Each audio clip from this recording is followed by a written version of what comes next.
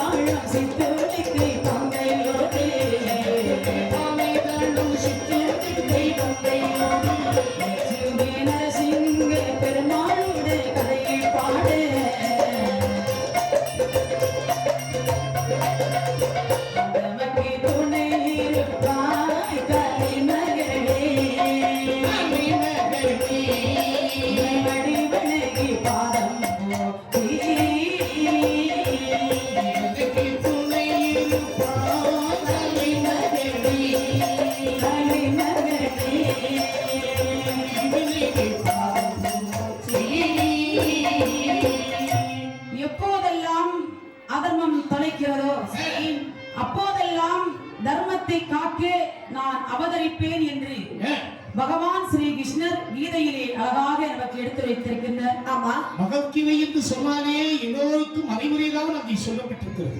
அந்த வகையிலே மகாவிஷ்ணு எடுத்த 4வது அவதாரம் தான் இந்த நரசிம்ம அவதாரம். இந்த அவதாரம் எப்படி தோன்றியது, எதற்காக நிகழ்ந்தது என்ற வரலாற்றை நாம வில்லிசி மூலமாக நாம சமர்ப்பணம் செய்கின்றோம். அந்த வைகுண்ட லோகம், அந்த வைகுண்ட லோகம் எப்படி சிறப்பு வாய்ந்த லோகம் தெரியுமா? எப்படி சிறப்பு வாய்ந்த லோகம்? நாடு மிக நல்ல நாடு, நாவலர்கள் புகழும் நாடு, கொடை மழை பொழியும் நாடு, குளிர்ந்ததங்கள் வீசும் நாடு, மஞ்சள் பூக்கும் நாடு, மஞ்சள் பூக்கும் நாடு, மலரும் நாடு,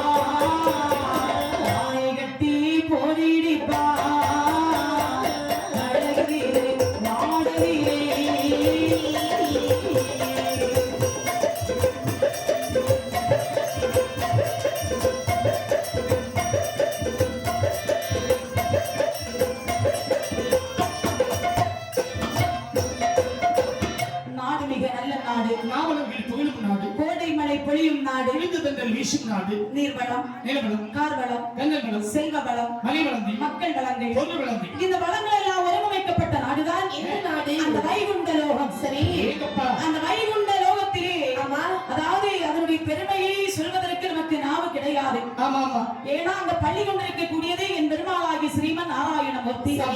என் பெருமாளாகி ஸ்ரீமன் நாராயணமூர்த்தி மகாலட்சுமி தேவியோடு எப்படி அமர்ந்திருக்கிறார் பாருங்கள். திருப்பார் கடலிலே எப்படி அமர்ந்திருக்கிறார்கள்? அதுதான் வடக்காகவே வடக்காக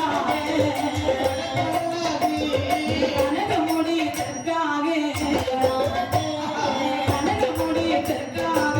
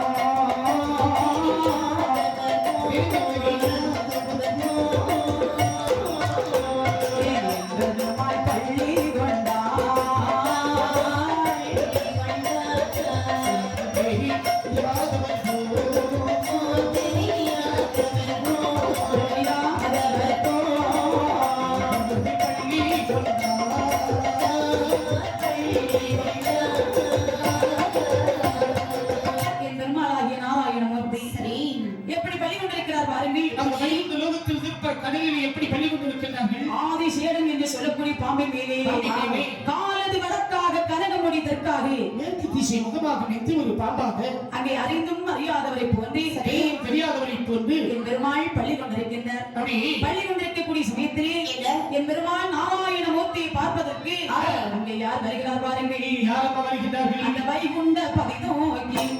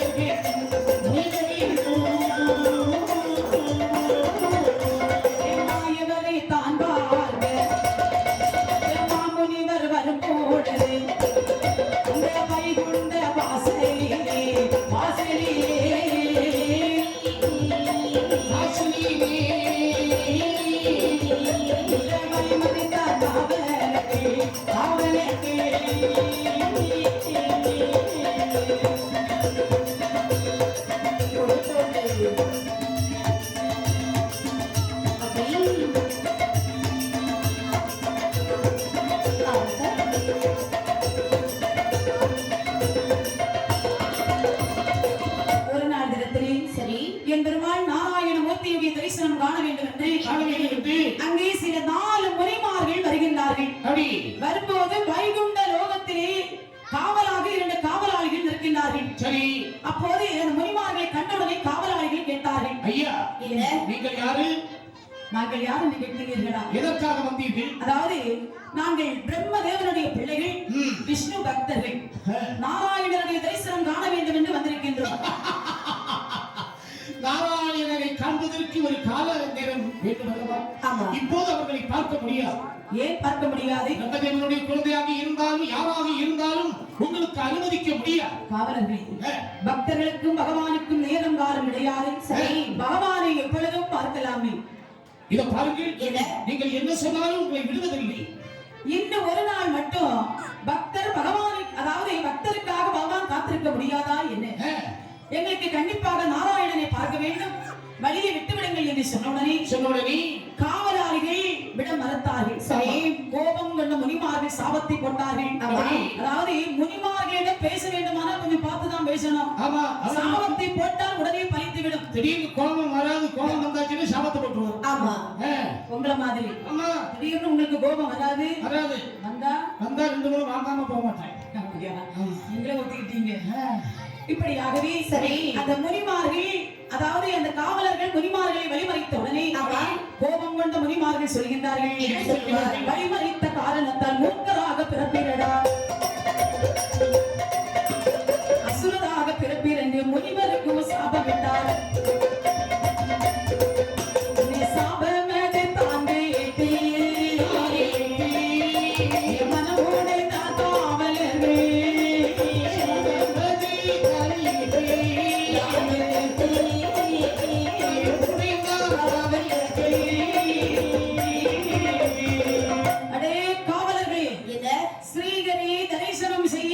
எங்களை தடுத்த காரணத்தாலே நீங்கள் பூலோகத்திலே 2 பேரும் மூர்க்கராகவே பிறப்பீர், அசுரர்களாக நீங்கள் பிறப்பீர். சுவாமி, இப்படி பெற்ற சாபத்தை கொடுத்து விட்டீர்கள். இது பாருங்கள், தெரியாமல் உங்களை நாங்கள் அப்படியே தடுத்து விட்டோம் என்று சொல்ல அந்த முனிவார்களுக்கு கோபம் அடங்கவில்லை. பார்த்தார்கள் காவலாளிகள், இவர்களிடத்திலே நாங்கள் அதாவது பணித்து பேசி பலன் கிடையாது. உடனே நாராயணமூர்த்தியை நாங்கள் காண வேண்டும் என்று 2 காவலாளிகள் ஓடோடி வருகின்றார்கள். நாராயணமூர்த்தியை பார்த்து சொல்லுகின்றார்கள், சுவாமி உங்களை காண வேண்டும் என்று 4 முனிமார்கள் வந்தார்கள். ஆமா, நீங்கள் மகாலட்சுமியோடு தன்னந்தனியாக இருக்கின்றீர்கள், இப்போது நாராயணனை காண முடியாது என்று சொன்னோம். இதற்காக இந்த முனிமார்கள் எங்களுக்கு சாபத்தை கொடுத்து விட்டார்கள் சுவாமி. பெரு சாபம் தந்து விட்டார், தந்து விட்டார். பரந்தாமா என்ன செய்வோம், என்ன செய்வோம், நாங்கள் என்ன செய்வோம். தந்து விட்டார், தந்து விட்டார்.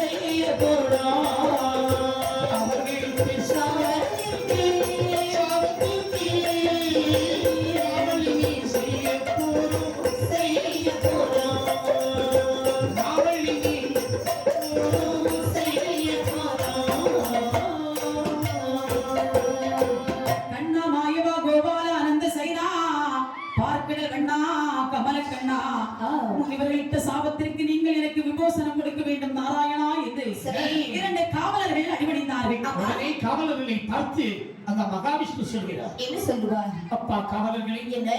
அதாவது முனிவர்கள் என்றால் சாதாரண பெற்றவர்கள் பிரம்மதேவனுடைய குழந்தைகள் அவர்கள். அப்படியா? அவர்களிட்ட சாபத்தை அனுபவித்துத்தான் ஆக வேண்டும். ஆமா, ஏன் என்று சொன்னால் நீங்கள் தடுத்து நிறுத்தியது பாவம். ஆமா, அது தண்டனைக்குரிய செயல். ஆகையால் இந்த சாபத்தை நீங்கள் அனுபவித்துத்தான் ஆக வேண்டும். தாங்கள் அம்மையோடு நீங்கள் இருக்கக்கூடிய நேரத்தில் தங்களுக்கு எந்த தொந்தரவும் இருக்கக்கூடாது என்ற நல்லெண்ணத்தில் தான் நான் அவர்களை தடுத்து நிறுத்தினேன் சுவாமி. பார்த்தார் நாராயணன் முனிமார்களை பார்த்து சொன்னார்.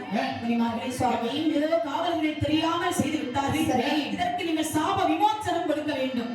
சரி என்று சொன்ன உடனே முனிமார்கள் சொன்னார்கள், பரந்தாமா, என்ன சாபம் தான் நாங்கள் கொடுத்தோம், இதற்கு விமோசனம் நீங்கள் தான் கொடுக்க வேண்டும். அப்படி என்று கூறியவுடனே என்று சொன்ன உடனே காவலர்களை பார்த்து என் பெருமாளாகி ஸ்ரீமன் நாராயணமூர்த்தி சொல்கின்றார். என்ன சொல்லுவார்? அப்ப காவலர்களே, சுவாமி சாபத்திற்கு விமோசனம், அதாவது பூலோகத்திலே நீங்கள் 3 ஜென்மம் எடுக்க வேண்டும். சரி, அதாவது 7 ஜென்மம் இருக்கின்றது. 7 ஜென்மம் எடுத்து 3 ஜென்மத்திலே என்னை நீங்கள் தூற்ற வேண்டும். தூற்றி அதாவது என்னை நீங்கள் பரிகாசமாக பேச வேண்டும். சரி, அதாவது இந்த 7 ஜென்மத்திலேயே நாங்கள் இருக்கக்கூடிய நேரத்திலேயே உங்களை புகழ்ந்தால் சீக்கிரம் வந்து அடைய முடியாது. இந்த 3 ஜென்மத்தில் உங்களை நாங்கள் அவதூறதாக பேசி உங்களுக்கு பல தொல்லைகள் கொடுத்து கொண்டிருந்தால் உங்களை வந்து அடையலாம். ஆமா, 7 ஜென்மம் எங்களுக்கு வேண்டாம், அந்த 3 ஜென்மமே எங்களுக்கு போதும் உங்களை வந்து அடைவதற்கு என்று சொன்ன உடனே காவலர்கள் அடிபணிந்தார்கள். 3 ஜென்மம் பிறந்து உங்களை நாங்கள் சீக்கிரம் வந்து அதாவது அடைய வேண்டும் என்று காவலர்கள் சொன்ன உடனே நாராயணமூர்த்தி சொல்கின்றார். அதாவது முதல் பிறவி இரணியாட்சன் இரணிய கசிவாக பிறக்க வேண்டும். இரண்டாவது பிறவி கும்பகர்ணன் ராவணனாக பிறக்க வேண்டும். மூன்றாவது பிறவி சிசுபாலர் கந்தர்களாக பிறக்க வேண்டும். இப்படி 3 ஜென்மம் எடுத்து என்னை தூற்றி அவமதித்து வாழ்ந்து வரும்போது என்னுடைய கையினாலே நீங்கள் இருந்து வைகுண்டம் வந்து சேர்வாயாக. தங்களுடைய கையினால் நாங்கள் இருந்து வைகுண்டம் வந்து அடைய வேண்டும் என்றால் நாங்கள் என்ன பாக்கியம் செய்திருக்க வேண்டும்? ஆமா, என்ன பாக்கியம் செய்திருக்க வேண்டும்? அப்படியே ஆகிட்டவையனே என்று மாயவன் சொன்ன வார்த்தை கேட்டு மணிமார்கள் என் பெருமாளை அணிவணிந்தார்கள். அந்த மாயவன் 8 அதாவது அந்த ஜென்மம் எடுத்தார் வருங்கள், முதல் சாபத்தை தீர்க்க வேண்டும் என்று அந்த பாதாளம்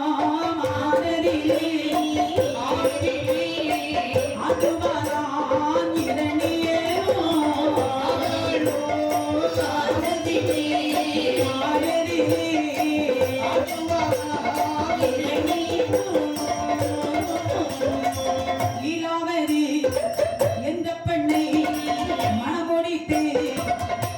வருவாரா மாலையிலே இரணிய கசிவு ஆயவனோ தேவாதி தேவர்களே அடக்கிய சாடுவாரா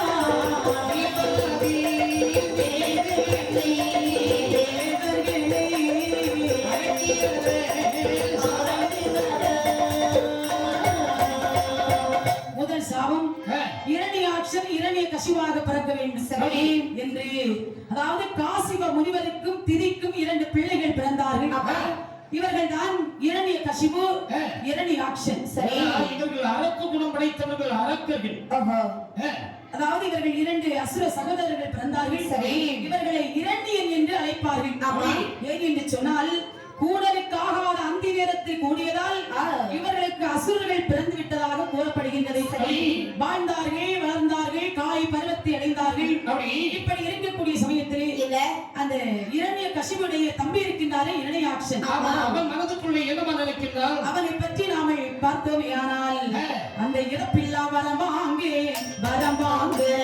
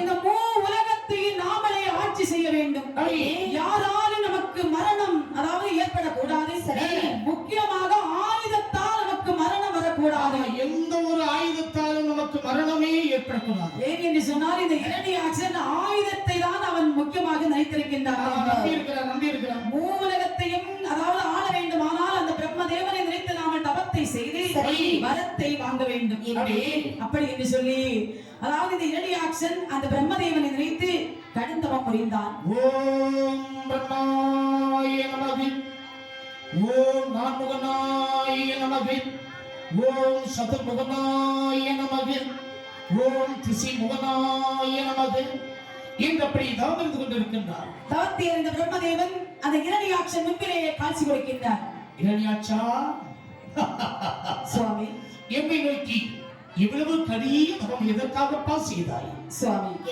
இந்த மூ உலகத்தையும் நானே அரசாட்சி செய்ய வேண்டும் எனக்கு மரணம் என்பது வரக்கூடாது ஆயுதத்தால் எனக்கு மரணம் வரக்கூடாது இந்த வரத்தை உங்கள் வாயால் எனக்கு தர வேண்டும் இரணியாட்சா என்ன அதாவது பிறக்கின்ற போது இறக்கின்ற தேதியை ஒருவனுக்கு நிர்ணயிக்கப்படுகிறது சரி அதுதான் கருவில் பிறக்கக்கூடிய நேரத்திலே அந்த குழந்தைகளுக்கும் அந்த பெரியவருக்கு யாருக்கா இருந்தாலும் சரி சாவி என்று உண்டு ஆகவே இதை தவிர வேறு வரமானது கேள்வி சாவி நிச்சயம் உனக்கு உண்டு அப்படியா ஆமா என்னை சொன்ன உடனே அதாவது இரணியாட்சன் கேட்ட வரத்தை பிரம்மதேவனும் கொடுத்தார் வரத்தை கொடுத்து பிரம்மதேவன் மறையே வரத்தை வாங்கின இரணியாட்சன் நல்லதை செய்தானா இல்லை செய்யவில்லை அதாவது இந்த பூமியை பந்தாக சுருட்டி கடலுக்குள்ளே ஒளித்து வைத்து பூமாதேவியை துன்புறுத்துகின்றான் பூமாதேவி ஆர்வல் அப்படி நடுநடுங்கினான் ஐயோ இந்த இரணியாட்சன் செய்யக்கூடிய கொடுமைகளை எத்தனை நாள் தான் பொறுத்து கொண்டிருப்பது இதற்கு அடைக்கல் முக வேண்டும் என்றால் அந்த மாயவனிடத்தில் சென்றுதான் முறையிட வேண்டும் என்று பூமாதேவி ஆண்கள் நாராயணனிடத்தில் வருகின்றார் சரி கண்ணா மாயவா அதாவது அந்த இரணியாட்சனானவன் பிரம்மனிடத்தில் வரத்தை வாங்கி பூமியை பந்தாக சுருட்டி பாதாளத்திலே வைத்து என்னை துன்புறுத்துகின்றான் இதில் இருந்து நீங்கள் தான் என்னை காப்பாற்ற வேண்டும் என்று சொல்ல உடனே மகாவிஷ்ணுக்கு அப்படி கடும் கோபம் உண்டாகி அவர்கள் ஒரு அவதாரம் எடுக்கின்றார் பூமியை மீட்க வேண்டும் என்று என் பெருமாள் 3வது அவதாரம் வராக அவதாரம் இருக்கின்றார். அதாவது பன்றி முகத்தோடு மனித உடலோடு ஒரு அவதாரம் எடுக்கின்றார். முகம் பன்றி முகம், உடல் மனித உடல் எடுத்து வராகமூர்த்தி நாசியினுடைய நுனி கொண்டு அவனை தூக்கி கீழே தள்ளி தன்னுடைய கூர்மையான பற்களை கொண்டு கடித்து குதரை சம்ஹாரம் செய்தார் என் பெருமாளாகிய நாராயணமூர்த்தி. இரணியாட்சனை என் பெருமாள் வராகம், அதாவது வராக ரூபம் கொண்டு கொண்டார். சரி, இரணியாட்சன் இறந்தான். ஆமா, இவன் இறந்த செய்தியை அறிந்தான் அந்த இரணியகசிபு. அறிந்த உடனே அவருடைய உடற்பிறப்பல்லவா, ஆமா, அதாவது கவலை இல்லாமல் இருக்குமா, மனதில் நினைக்கின்றான். என்ன தன்னுடைய உடன்பிறப்பை ஏற்ற புகை தம்பியரே, என்னுடைய உடன்பிறப்பை ஏற்ற புகை தம்பியரே, உயிர்தான் போகும் முன்னே, உயிர்தான் போகும் முன்னே, உயிர் போய்விட்டதே, உயிர்தான் போகும் முன்னே, உயிர்தான் போகும் முன்னே, உயிர் போய்விட்டதே என்று கண்ணீர் தான் வடித்து இறந்தேன் புலம்புகிறான்.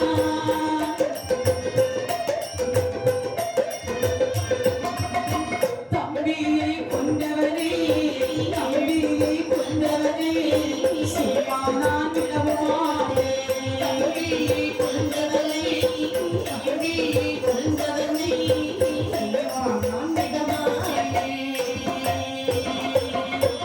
ஒற்றர்கள் மூலம் தம்பி இறந்த செய்தியை கேட்டான் இந்த இரணியகசிபு. சரி, எப்படி கடு கோபம் கொண்டான். அடே, விண்ணிலும் மண்ணிலும் என்னுடைய தம்பியை கொல்ல முடியாத வீரம் படைத்த என்னுடைய தம்பியை கொண்டிருக்க வேண்டுமானால் அந்த மகாவிஷ்ணுவை தவிர வேறு யாராலும் கொல்ல முடியாது.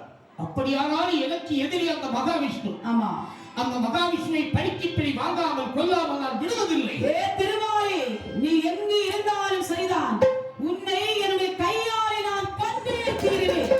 என் உடன்பிறப்பை கொண்ட பகவான் எனக்கு கால முழுக்க எதிராளி. சின்னவா சொன்னார்கள், தாமாடாவிட்டாலும் தன்னுடைய தசையாடும் என்று சொல்வார்கள் அல்லவா? ஆமா, அதை போன்றுதான் உடன்பிறப்பு இருந்தவுடனே அந்த இரணியகசிபுக்கு அப்படி கடும் கோபம் உண்டாகியது. அவன் தன்னுடைய தம்பியை தவறு செய்தான் என்று அவன் நினைக்கவில்லை.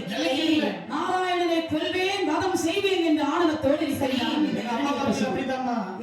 குழந்தைகள் தவறு செய்யக்கூடிய நேரத்தில் பக்கத்து வீட்டுல போய் தவறு செய்து ஒரு பிள்ளை கிள்ளிட்டு வந்துடும். ஆமா, அடுத்த வீட்டு அம்மா என்ன சொல்ல தெரியுமா, பிள்ளைய அப்படி ஒழுங்க வளர்த்து, என் பிள்ளைய உள்ளிட்ட மாதிரி இந்த மாதிரி பிடிக்கிட்டான். என்ன உள்ளிட்டானா? உள்ளிட்டால பிடிக்கிட்டான்.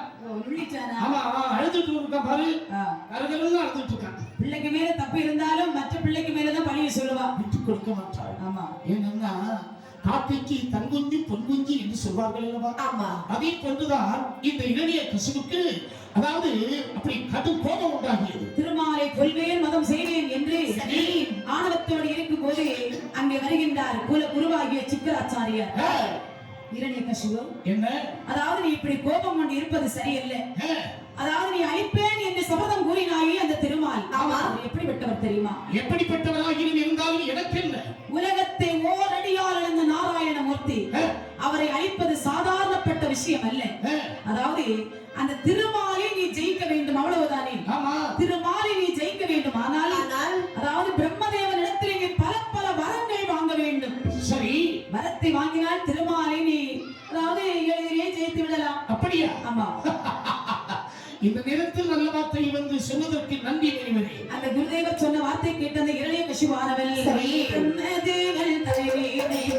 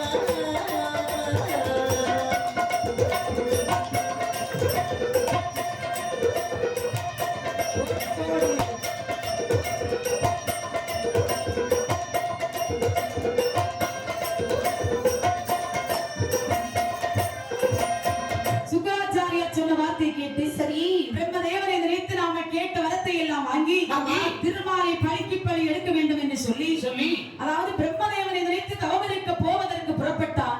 அப்போது மனைவியிடத்திலே ஒரு வார்த்தை சொல்லணுமல்ல என்று மனைவியிடத்திலே வருகின்றான். என்னங்க? என்னுடைய அருமை கண்ணை வாங்கி என்ன? என்னுடைய தம்பியை கொண்டவனை பழிக்குப்படி வாங்க வேண்டும் என்று என்னுடைய உள்ளத்திலே ஒரு வெறி ஏற்பட்டு விட்டது. அருமை பெருமையாக இருந்த என்னுடைய தம்பியை கொண்டு விட்டார். அவனை பழிக்குப்படி வாங்க வேண்டும். ஆகையால் நான் பிரம்மனை நோக்கி தவம் இருந்து வருகின்றேன். என் ஆசை மன்னவா, அதாவது அந்த திருமாலை பழிக்குப்படி வாங்குவேன் என்று இவ்வளவு ஆணவத்தோடு நான் தவம் இருக்க போகிறேன், வரத்தை வாங்கி வர்றேன்னு சொல்றீங்களே சுவாமி. அப்படியெல்லாம் செய்ய வேண்டாம் சுவாமி. அதாவது நான் இப்போது கர்ப்பவதியாக இருக்கின்றேன். ஒரு பெண்ணானவள் கர்ப்பவதியாக இருக்கும் போது கணவன் பக்கத்திலே இருக்க வேண்டும் என்று ஆசைப்படுவார்கள். சரி, என்ன நினைப்பாங்க? இருக்கும்போது வீட்டை விட்டு வெளியே ஓடி இருக்கும். ஏன்னா 1வது மாசத்திலிருந்தே ஒவ்வொரு பண்டம் பலகாரம் கேட்பான். வாங்கி கொடுத்து உங்க வாழ்க்கையே கெட்டு போகும். அததான் விடுங்க. 1வது மாசத்துல இருந்து செக்கப்புன்னு ஆஸ்பத்திரியில போய் படுத்துருவாங்க. ஆமா ஒரு வேலையும் செய்ய மாட்டாங்க. சோத்துக்கு லாட்டரி இருக்க வேண்டியதான். ஆமா, இந்த அம்மா அங்கே இருந்து சாப்பிட்டுட்டு இருப்பாங்க. சரி, ஆனால் பிரம்மனை நினைத்து நான் தவம் செய்ய போகிறேன் என்று சொன்ன உடனே சரி இல்லாவது எவ்வளவோ சொன்னால் கேட்கவில்லை. தவம் இருக்க போக வேண்டும் என்று புறப்பட்டு வருகின்றான். அவன் எப்படிப்பட்ட கோலத்தை எடுக்கிறான் தெரியுமா? எப்படி கோலத்தை எடுக்கிறான்? ஆடை மாற்றி அணிகை மாற்றி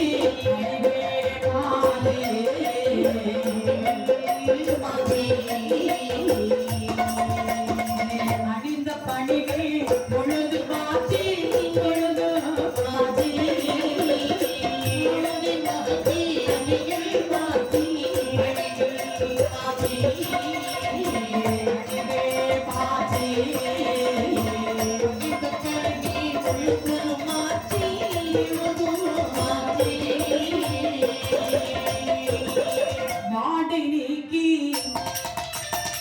வரிசை நீக்கி வனத்தை நோக்கி மனதில் தாக்கி அஷ்ட கோண குண்டோம் வெட்டி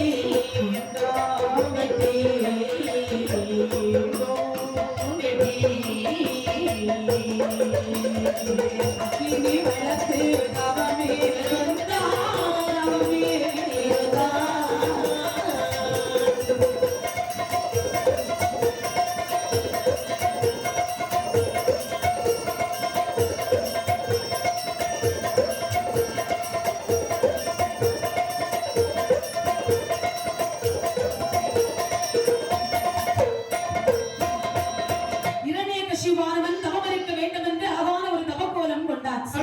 அறையிலே கட்டியிருந்தானே பட்டாடைகள். ஆடைகளை கழற்றினான். மரத்தோலை எடுத்து ஆடையாகவே கோர்த்து கட்டினான். நவரத்ன மாலைகள் அணிந்த கழுத்திலே உத்திராட்ச மாலை எடுத்து மாட்டினான். வாசனை திரவியங்கள் அணிந்திருந்த தேகத்தை சகலவனையும் தீர்க்கக்கூடிய விபூதி எடுத்து பட்டு நாமங்களாகவே பூசினான். கழுத்திலே உத்திராட்ச மாலை அணிந்தான். அழகான ஒரு தவக்கோலம் கொண்டு மந்தாரமலை குகைக்குள்ளே வருகின்றான்.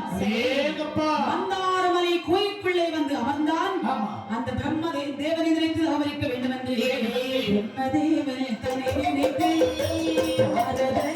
செய்திடுவான். உண்ணாமல் உறங்காமல் உணர்வதற்கோ இல்லாமல்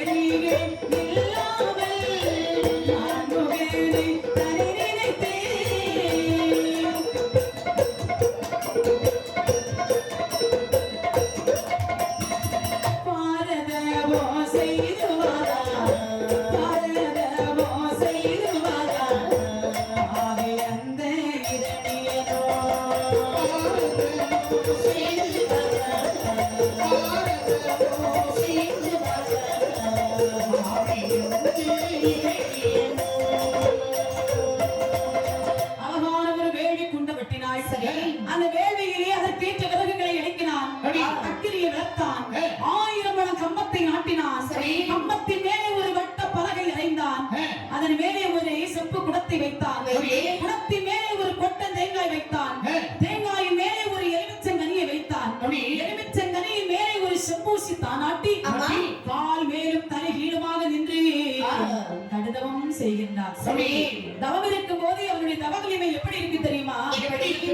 காற்றானது மனதை எல்லாம் அடித்து அவன் மேலே போட அது கரையான் முற்றாகவே வளர்ந்து நிற்கின்றது.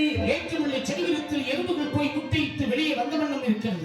பறவைகள் கனிகளை சாப்பிட்டு விதைகளை அவன் மேல் போட மரமாக வளர்ந்து பூவாகவே சொல்கின்றது. கால்மாட்டில் முளைத்தவர் தலைமாட்டில் பூச்செடிய தலைமாட்டில் முளைத்தவர் கால்மாட்டில் பூச்செடிகிறது. ஆமா, உண்ணாமல் உறங்காமல் ஊர் உறக்கம் இல்லாமல் ஆனந்தும் காற்றென்றும் மழையென்றும் வாராமல் ஆண்டு சில காலம் மட்டும் இரணிய கசிவானவன் அந்த பிரம்மதேவனை நினைத்து தவம் இருக்கின்றான். பிரம்மதேவனை நினைத்தபடி தவம் இருந்து கொண்டு இருக்கக்கூடிய நேரத்திலே உடல் எல்லாம் அப்படி சோர்ந்து கொண்டே இருக்கிறது. அப்படி இவன் இங்கே தவம் இருக்கு. அங்கே தவத்தை அறிந்தான் அந்த தேவேந்திரன் அப்படியே ஆணவத்தோடு சிரிக்கின்றான். இரணியாட்சன் தவம் இருக்கின்றான் மகாவிஷ்ணுவை கொல்வதற்கு, தேவர்களை அடிமைப்படுத்துவதற்கு. இரணியகசிபு தவம் இருக்கின்றான். அதாவது இவன் பலத்தை வாங்கினால் உலகத்தையும் ஆளுவானா, ஆட்டி படைத்து விடுவான், தேவர்களை சிறையில் வைப்பான், நமக்கு பல இன்னல்களை விளைவிப்பான். சரி, இவன் வரம் வாங்கலாமா? தவத்தை நாமல் அழிக்க வேண்டும், தவக்கோலத்தை அழிக்க வேண்டும். ஆனால் மண்ணுக்கும் பொண்ணுக்கும் மயங்காதவன் பெண் என்றால் மயங்கி விடுவான். ஆமா, மயங்குவானா இல்லையா? கண்டிப்பா மயங்க. விஸ்வாமித்திரரே ஊர்வசி கண்டு மயங்கி இருக்கிறாரு. ஆமா, முனிவரே இவரு மயங்க மாட்டானா? அப்படி என்று சொல்லி சரி தெய்வலோகத்திலே நாட்டியம் ஆடக்கூடிய ஒரு 4 பெண்களை வரவழைத்தார். ஏழை அரம்பை துரோத்தமை அடியே ஓடி வாங்கடி. என்ன செய்கிறா? சேலையை போட்டு சேலை போடாம இருந்தா இவனே நேரம் போட்டு பார்த்து சரியாக. அம்மா சேலை கட்டிட்டு போனா இல்ல மயங்க மாட்டார். அப்ப சுடிதார், அதுக்கு வேற ஆடைகள் அணிய வேண்டும். அப்ப சுடிதார் போட்டு போட்டா சுடிதாரா? ஆமா, சுடிதார்னா என்ன? சுடிதார் அதுவும் வேண்டாம். அது வேண்டாமா? வேற என்ன? ஓ, பரதநாட்டியத்துக்கு வேண்டிய Dress. ஆமா, சரி பரவாயில்ல. அதாவது இப்ப வெள்ளிப்பாட்டு பாக்க சில இடத்துல ஆள் இல்ல, அதெல்லாம் பழைய கலைகள். ஆமா, எங்க பரவாயில்ல, எவ்வளவு கூட்டங்கள். ஆமா, நம்ம ஏரியாவில போனா முத நேரம் பாட்டுக்கு பூசாரியும் அதாவது பூஜாரியும் மேலக்காரர் நம்மளும் தான் இருப்போம். ஆமா, எனக்கு எவ்வளவு கூட்டம். எல்லாம் அப்பன் நரசிம்ம பெருமாளுடைய அருள் நிறைய நிறைந்து இருக்கின்றது. அதாவது இறைவனை பற்றி பாடக்கூடிய நேரத்தில் அந்த பாடலை கேட்க வேண்டும், அந்த இறைவனுடைய அந்த செயல்களை அறிய வேண்டும். அறிந்தால் நிச்சயமாக அவர்களுக்கு அருள் இறைவனிடத்திலே இருந்து கிடைத்துக் கொண்டே இருக்கும். ஆமா ஆமா, பெண்களே மந்தாரமலை கோயிலுக்குள்ளே இருந்து இரணியகசிபு திருமாலை அழிக்க வேண்டும், தேவர்களை சிறையில் வைக்க வேண்டும், உலகத்தை ஆள வேண்டும் என்று தவம் இருக்கின்றார். அவருடைய தவத்தை நீங்கள் கலைக்க வேண்டும். சுவாமி, என்ன அதற்காக நாங்கள் என்ன செய்ய வேண்டும்? அவர் முன்பிலே நீங்கள் நல்லா ஆட வேண்டும், பாட வேண்டும். சரி, அவர் மயங்க வேண்டும், வசப்படுத்த வேண்டும். எப்படி செய்வீர்களா? ஆமா, அப்படி செய்கிறோம். அந்த வார்த்தை கேட்ட போது அந்த பெண்கள் 4 பேரும் ஆட்டத்திற்கு வேண்டிய ஆடை ஆபரணங்கள் எல்லாம் அணிந்தார்கள். தேசமென்றே கூந்தலையும் விதமாய் தான் முடித்தார், தேசமென்றே முடிதலையும் விதமாய் தான் முடித்தார். வாசம் பிறந்த பூக்களகி, வாசம் பிறந்த பூக்களகி வரிசையுடன் சூடினாரே.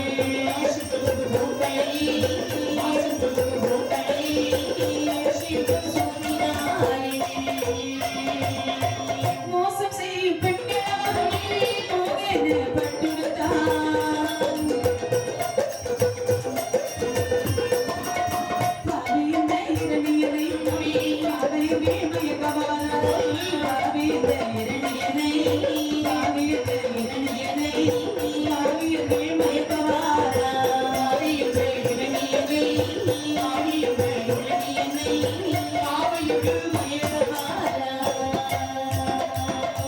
கேசம் என்றால் தலைமுடி. சரி, தலைமுடியை அப்படி கோரி முடித்தார்கள். வாசம் மருந்து மலரை அப்படி தலையிலே சூடினார்கள். ஆடை ஆபரணங்கள் அணிந்தார்கள்.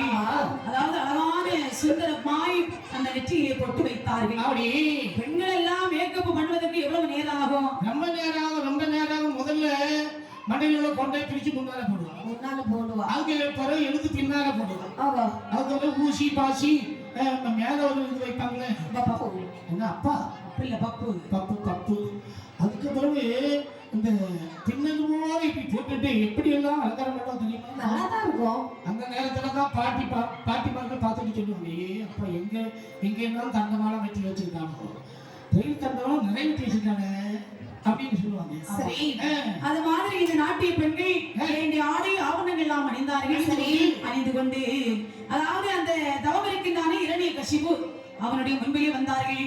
முன்பிலே வந்து அப்படியே ஆடி பாடுகின்றார்கள். அப்படி யாழ் மீட்டி மதுரமான பாடல்களை பாடினார்கள். ஆனால் இரணிய கசிபு பிரம்மன் மேல் ஒரே நினைவாய் எதற்கும் அஞ்சாதவனாக தவம் இருக்கின்றான். இரணிய சித்தத்தை ஒருநிலைப்படுத்தி அந்த பிரம்மனிவனுடைய அந்த நாமத்தை சொல்லிக்கொண்டே வாழ்ந்து கொண்டிருக்கின்றார். இப்படி தவம் இருக்கும் போது பெண்களால் மயக்க முடியவில்லை. பார்த்தான் தேவேந்திரன், பெண்களால் அவனை மயக்க முடியவில்லை. அப்படி என்று சொல்லி வாயு தேவனை வரவழைத்தார். வாயு தேவரை, நீ காற்றாகவே, நீ புயல் காற்றாக அடிக்க வேண்டும். சரி, காற்று ஏகி விடுகின்றான். அதனாலும் அவனுடைய தவத்தை கலைக்க முடியல. வருண தேவனை ஏகி விடுகின்றான். மழையாக அப்படி கொட்டிக்கொண்டே இருக்கிறது. காற்றாற்று வெள்ளங்கள் கனிவிழந்து ஓடிக்கொண்டிருக்கிறது.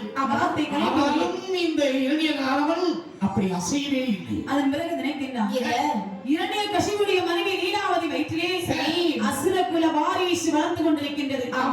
அசுரகுல வாரிசு இந்த பூலோகத்திலே பிறவியாக கூடாது. அப்படி பிறந்துவிட்டால் நமக்கு பெரிய தொல்லைகள் ஆகிறது. அப்படியானால் அந்த குலத்தை நாமல் லீலாவதி இடத்திலே யாசகம் கேட்க வேண்டும் என்று தேவேந்திரன் ஒரு முனிவராகவே சமைகின்றார்.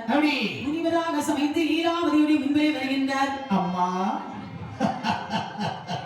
நலமாக உள்ளவரா சுவாமி, தங்களுடைய கணவன் எங்கே சென்றிருக்கிறார்? ஐயா முனிவந்தவரை, என்ன என்னுடைய கணவனா பிரம்மதேவனை நினைத்து தவம் இருக்க வேண்டும், மரத்தை வாங்க வேண்டும் என்று சொல்லி இருப்பதற்கு சென்றிருக்கின்றார் முனிவரை. சரி, உன்னுடைய இடத்திலே ஒரு யாசகம் தருவதற்காக வந்திருக்கிறேன். சுவாமி, யாசகம்? ஆமா, கேளுங்கள் சுவாமி. இப்போது கேளுங்கள், மனமிறங்கி தருகின்றேன். இப்போது நீ கர்ப்பவதியாக இருக்கின்றாய். ஆமா, நீ அந்த நாதம் திகைந்த அந்த குழந்தை பெற்ற உடனே அந்த குழந்தையை என்னிடத்தில் கொடுத்து விட வேண்டும். சுவாமி, இந்த வார்த்தை கேட்கிறீர்கள்? என்னுடைய வயிற்றிலே வளரக்கூடிய குழந்தை உங்களுக்கு நான் யாசகம் தர வேண்டுமா என்று சுவாமி சொல்லுகின்றீர்கள். என்னுடைய கணவனோ தவம் இருப்பதற்கு போயிருக்கின்றார். உன்னுடைய கணவனானவன் தவம் இருப்பதற்கு போயிருக்கின்றான், அவன் திரும்ப வருவான் என்று நினைத்துக் கொண்டிருக்கின்றாயா? சுவாமி, அவர் இல்லாத நேரத்திலே என்னுடைய குழந்தையை தானமாக கேட்கின்றீர்களே சுவாமி, இது நியாயமா? ஒரு முனிவராக இருந்துவிட்டு இப்படி ஒரு வார்த்தை கேட்கலாம்? முதலில் மலையளவு கேளுங்கள் என்று சொல்லிவிட்டு இப்போது வார்த்தை பேசுகின்றாயே. சுவாமி, எதற்கும் என்னுடைய கணவன் வரட்டுமே. உன்னுடைய கணவனாவது வருவதாவது அவன் இதுக்கு முன்னால் செத்திருப்பான். சுவாமி, இந்த வார்த்தை சொல்லுகின்றீர்கள், அப்படியெல்லாம் நீங்கள் சொல்ல வேண்டாம் சுவாமி. எதுக்கும் என்னுடைய கணவன் வரட்டும், அவரிடத்திலே கேட்டுவிட்டு நான் கொடுக்கின்றேன். உடனே அந்த லீலாவதி யாரும் சொல்லுவேன், என்ன அடே கொடியவனே, உன்னை பார்க்கும் போது நீ ஏதோ ஒரு இடத்தில் தான் வந்திருக்கிறாய், யார் என்று கூறி அல்லது சமைத்து விடுவேன். உடனே சொன்னா தேவேந்திரன், அப்படியானால் இந்த குழந்தை எனக்கு நீ யாசகமாக தராவிட்டால் உன்னை நான் சிறை எடுப்பேன் அப்படி என்று சொல்லிவிட்டு மறைகின்றார். வாய் பகவானே, என்ன பாருங்கள் இங்கே, என்ன இந்த லீலாவதியை சிறை எடுத்து என்னுடைய அரண்மனைக்கு கொண்டு போக வேண்டும். ஆனால் இரணிய கசிபோ அக்கினியை தான் வளர்த்து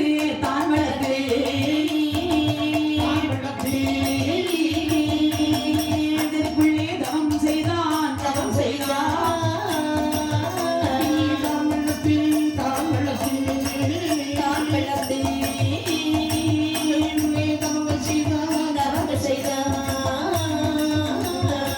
பிரம்மதேவன் தனி நினைத்து தபசி செய்து வாரா, நவங்களுக்கு தானும் செய்து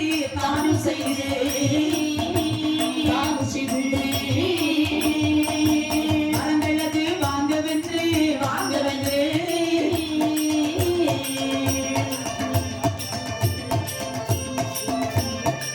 கொடுப்பாட்டு.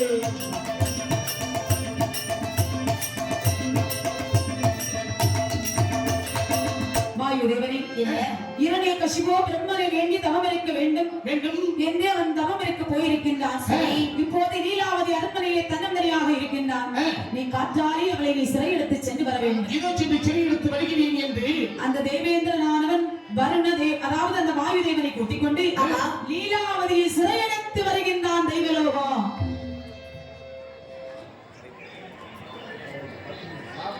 உணர்ந்தவர்.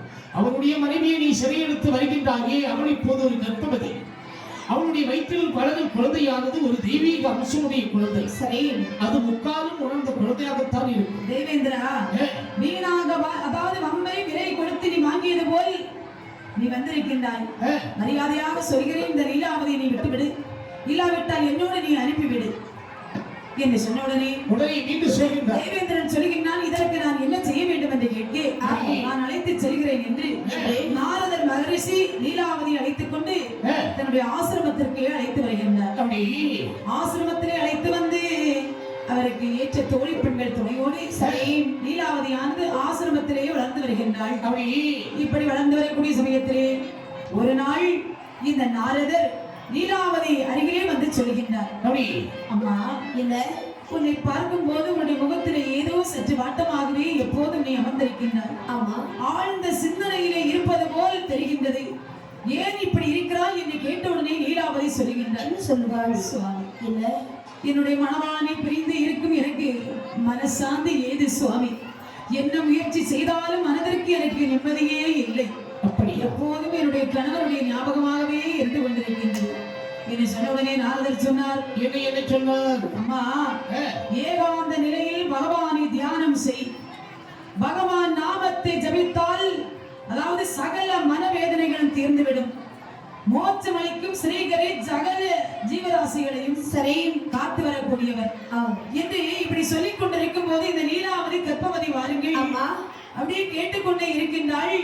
அவர் சொல்லக்கூடிய வார்த்தைக்கெல்லாம் அப்படியே தலையசைத்து அந்த கருவில் இருந்த அந்த குழந்தையானது இப்படியே அப்படியே சொல்லிக் கொண்டிருக்கின்றாள். சரி, இவர் பேசிக் கொண்டிருக்கும் போது அந்த லீலாவதிக்கு தூக்கம் வருகின்றது. ஆமா, கர்ப்பவதி அல்லவா, அப்படியே தூங்கி விட்டாள். சரி, இந்த நாரதர் பேசிக் கொண்டிருக்கும் போது அந்த இவர் பேசக்கூடிய சத்தமானது லீலாவதி வயிற்றுக்குள்ளே வளர்கின்றது. அந்த பாலகன் சரி அவருடைய காதுக்கு கேட்கின்றது.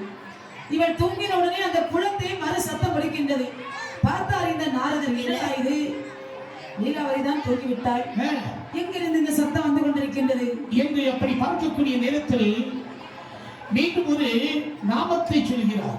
நமோ நாராயணா என்று சொல்லும் போது அங்கிருந்து மீண்டும் அப்படி ஒரு சத்தம் கேட்கிறது. வயிற்றுக்குள்ளே இருந்த குழந்தையுடைய சத்தம் அல்லவா கேட்கிறது என்று ஆமா உடனே நாரதர் ஓம் நமோ நாராயணா என்ற மந்திரத்தை வயிற்றுக்குள்ளே இருக்கக்கூடிய குழந்தைக்கு அப்படியே போதிக்கின்றார். இப்படியாகவே சரி லீலாவதி வயிற்றிலே இருக்கக்கூடிய குழந்தைக்கு நாரதர் ஓம் நமோ நாராயணா என்ற மந்திரத்தை அந்த கருவிற்கே போதித்தார். சரி, இப்பவும் பாருங்க, ஒரு தாயுடைய வயிற்றிலே கரு வளர்ந்து கொண்டிருக்கும் போது சொல்லுவார்கள், என்ன சொல்வாங்க, மாதம் நிறைந்து வரும்போது பிள்ளைக்கு காது கேட்கும், நாம என்ன சொன்னாலும் குழந்தைக்கு கேட்கும், ஆமா, நல்ல புத்தகங்களை படிக்க வேண்டும், அது மட்டுமல்ல நல்ல விஷயங்களை பேச வேண்டும், ஆமா, நல்ல சிந்தனையோடு இருக்க வேண்டும், எப்போது பார்த்திருந்தாலும் நல்ல நல்ல கதைகளை அப்படி பிறருக்கு சொல்லும் போது அந்த குழந்தைகளும் கேட்டு அது அறைய வளர்ந்து கொண்டே இருக்கும் என்று சொல்கிறார்கள். சரி, இப்படியாகவே ஆமா இப்படி இருக்கக்கூடிய சமயத்திலே அதாவது அந்த ஆண்டவருடைய அருளாலே லீலாவதி அம்மையானவள் அழகான ஒரு ஆண் குழந்தை பெற்றெடுத்தார். சரி, குழந்தையானது பிறக்கின்றது. குழந்தை பிறந்த உடனே அந்த தாதி பெண்கள் எல்லாம் அப்படி சிரித்துக் கொண்டு ஓடோடி வருகின்றார்கள். சிரித்துக் கொண்டு வருகின்றார்கள். நம்ம மகாராணி உங்களுக்கு ஆண் குழந்தை பிறந்திருக்கிறது, அப்படியே சந்தோஷம். குழந்தை பாருங்கள், அடியே குழந்தை எடுடி, இது பாருங்க, ஏதோ இருக்குது குழந்தை பிறந்திருக்கிறது என்று நீ சொல்லுகின்றாய். அது சந்தோஷமான வார்த்தை தான். ஆமா, இந்த நேரத்தில் மட்டும் என்னுடைய கணவன் என்னுடைய அருகே இல்லையே. அது அம்மா கணவர் தவம் இருக்கதானே போயிருக்கிறார், அவர் வருவாரு. குழந்தையை பாருங்கள், நீங்க இப்ப சந்தோஷப்படக்கூடிய நேரம். அதுவும் ஆண் குழந்தை இவ்வளவு அழகாக இருக்கிறது. அதாவது இந்த குழந்தையை நீங்கள் தாளாட்ட வேண்டும். அப்படியே இந்த நல்ல நீரில் நீராட்டி சரி வர்ணமணி தொட்டிலே கிடத்தி அருமையாக தாளாட்டுகின்றார்கள். சித்திரப்பு சோலையிலே அல்லாத மக்கா சிந்துகின்ற தேமலரே, அக்கா பாரு அக்கா, முத்து முத்து பொன்னணி செம்பவள வாய் மலரே, ஆரிரே ஆராரோ ஆரிரே ஆராரோ ஆரிரே ஆராரோ தன்னை அறிகிறே ஆராரோ சித்திரத்து சோலையிலே சிந்துகின்ற தேவலரே சித்திரத்து சோலையிலே சிந்துகின்ற தேவலரே முத்து முத்து பொன்மணியே முத்து முத்து பொன்மணியே சொல்வதே மகளரே ஆரியேரி ஆராரோ அன்னி ஆரியேரி ஆராரோ ஆரியேரி ஆராரோ அன்னி ஆரியேரி ஆராரோ அன்னி ஆரியேரி ஆராரோ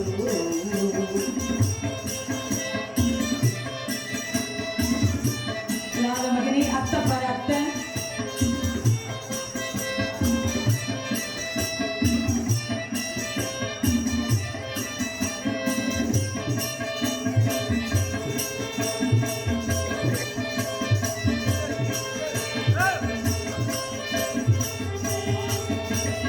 கண்ணீர் கண்மணி கண்ணுறங்கு கலைமானி கண்ணீர் கண்மணி கண்ணுறங்கு கலைமானி பொன்னியின் மாணிக்கமே பொன்னியின் மாணிக்கமே ஒப்புதமே கொண்டுவந்தாய் ஆரிரேரி பாராரோ கண்ணி ஆரிரேரி ஆராரோ ஆரிரேரி ஆராரோ கண்ணி ஆரிரேரி ஆராரோ கண்ணி ஆரிரேரி ஆராரோ கண்ணி ஆரிரேரி ஆராரோ என் அருமையாக தாலாட்டினார்கள். சரி, இப்படி தாலாட்டி மகிழ்ச்சியோடு இருக்கக்கூடிய சமயம் ஆமா இப்படி இங்கு தவம் இருக்க தவம் இருக்க சென்றாரே அந்த இரணியகசிபு அவருடைய தவமா அந்த முக்தி பெற்று சரி அந்த அதாவது அந்த பிரம்மலோகத்திலே அடிக்கடி சோலையாகவே வளர்ந்து நிற்கின்றது.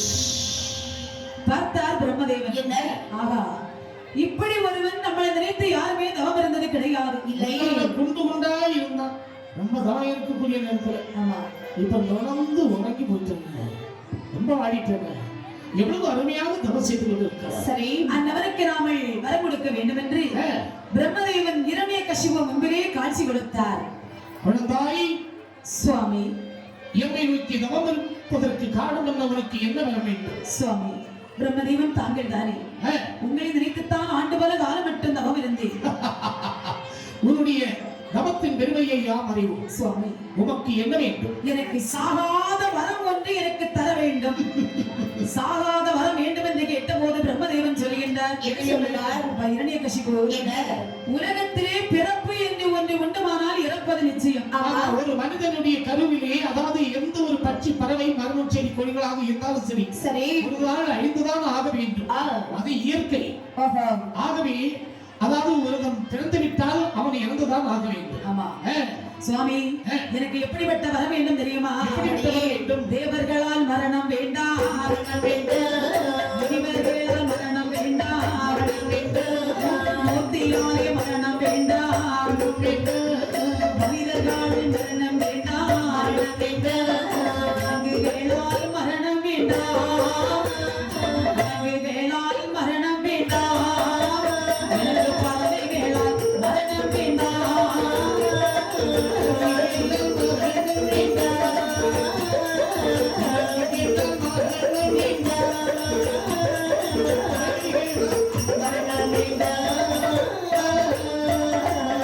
இரவிலோ மரணம் வேண்டாம் பகலிலோ மரணம் வேண்டாம்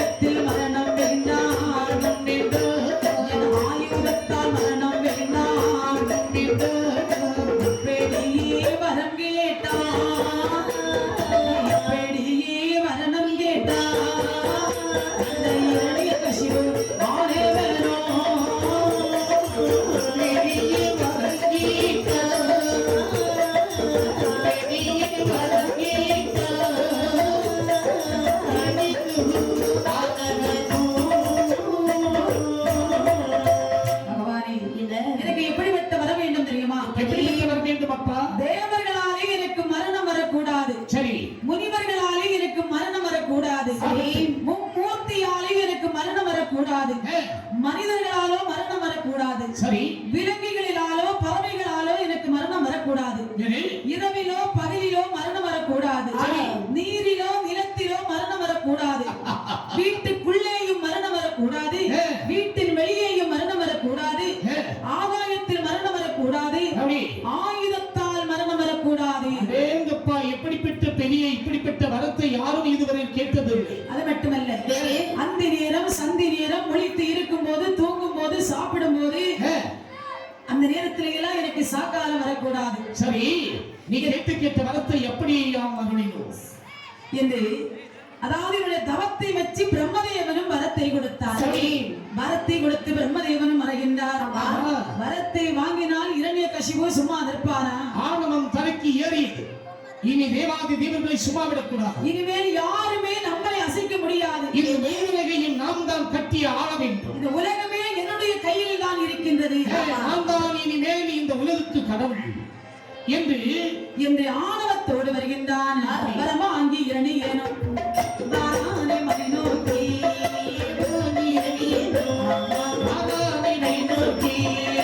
போல தான் மாற்றி கோலம் கொண்டு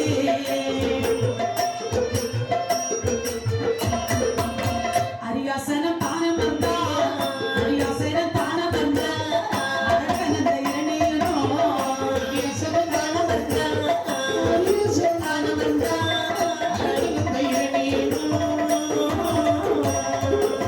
சாகாத வரம் பெற்றது போலே மனதிலே சந்தோஷம் கொண்ட அந்த இரணியகசிவானவன் ஆணவத்தோடு அவருடைய நாட்டுக்கு வருகின்றான்.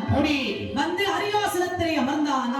அங்கே உள்ள அதாவது மந்திரிமார்கள் எல்லாம் அவரை போற்றி வழிபட்டார்கள். இரணியகசிபு இரணியகசிபு சக்கரவர்த்தி இரணியகசிபு சக்கரவர்த்தி என்று எல்லோரும் வாழ்த்தினார்கள். அரியாசனத்திலே வந்த மந்திரிக்கு தன்னுடைய மனைவியை அந்த நாரதர் ஆசிரமத்திலே வைத்திருக்கிறார் என்பதை அறிந்தார். அறிந்து தன்னுடைய மனைவியை பார்ப்பதற்கு ஓடோடி வருகின்றார். வந்தபோது பார்த்தால் இந்த லீலாவதியானவள் ஓடோடி வருகின்றார். கணவனுடைய பாதத்திலே விழுந்து தொட்டு வணங்கி அணிதொழுது நிற்கின்றார். சுவாமி சுவாமி எப்படி இருக்கின்றீர்கள் மன்னவா? நன்றாக இருக்கின்றேன். நீ எப்படி இருக்கின்றாய்? சுவாமி நல்லா இருக்கின்றேன். இதோ பாருங்கள், நமக்கு ஆண் குழந்தை பிறந்திருக்கின்றார். என்னுடைய குலம் தலைப்பதற்காக எனக்கு ஒரு குழந்தை பிறந்திருக்கிறது. ஆண் குழந்தை என்று சொன்ன உடனே இரணியகசிபுக்கு சந்தோஷம்னா தாங்காது. அரக்கர் குலத்திற்கு அழகான ஆண் குழந்தை பிறந்திருக்கின்றார். எனக்கு பின்னால் அடக்கி ஆள்வதற்கு எனக்கு ஒரு மகன் பிறந்திருக்கின்றார். அப்படி என்று மம்மதை கொண்டால் சரி, இந்த குழந்தைக்கு பெயர் சூட்ட வேண்டும் சுவாமி. ஒரு குழந்தைக்கு பெயர் என்பது ரொம்ப முக்கியம். பிள்ளைக்கு பெயர் சூட்ட வேண்டும், பெயர் போட வேண்டும் என்று சொன்ன உடனே இரணியகசிபு சொல்கின்றார். அதுதான் நம்முடைய அரண்மனையில் இருக்கின்றார் குருவாகி சுக்கராச்சாரியார். அவரே பெயரை போடட்டுமே, அதுவே நல்லது. லீலாவதி சொன்னார். சுவாமி வேண்டாம் சுவாமி, நீங்கள் இல்லாத நேரத்திலே தெய்வேந்திரன் என்னை சிறைபிடித்து போகும்போது இந்த நாரதர் மகரிஷி தான் என்னையும் என்னுடைய குழந்தையும் காப்பாற்றினார். சரி, நாரதரே இந்த குழந்தைக்கு பெயரை போடட்டுமே. நல்லது சொன்னாய் லீலாவதி, அப்படி ஆகட்டும். அப்படி என்று சொல்லி பார்த்தார் இந்த நாரதர் மகரிஷி இந்த குழந்தைக்கு பெயர் போட வேண்டும் என்று அந்த ஸ்ரீகரியை மனதிலே நினைத்து அழகான ஒரு பெயரை போட்டார். எப்படி? எல்லோராலும் நேசிக்கப்படுகிறவன், ஆதலால் இந்த குழந்தைக்கு பிரகலாதன். பிரகலாதன் அதுதான் பெரியவர்கள் சொல்லுவார்கள். என்ன பெயர் அழகு இன்பம் பிணி மூப்பு சாக்காடு ஆறும் கருவில் அமைந்தபடி இருக்கிறது பேர்தான். ஆமா, பிரகலாதன் என்று பெயரை சூட்டி பிரகலாதன் என்று சொல்லி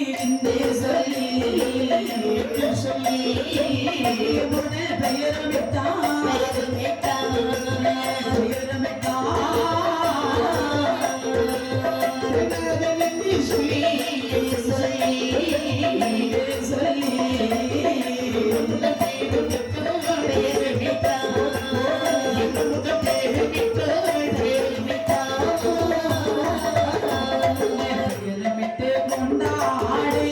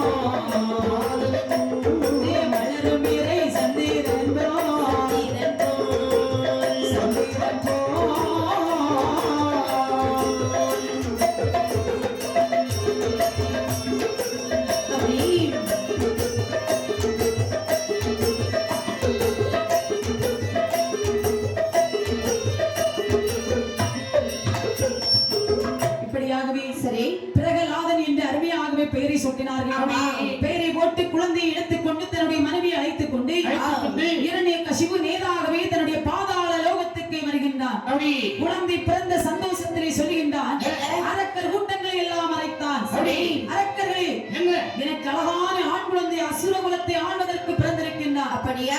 ஆமாம்.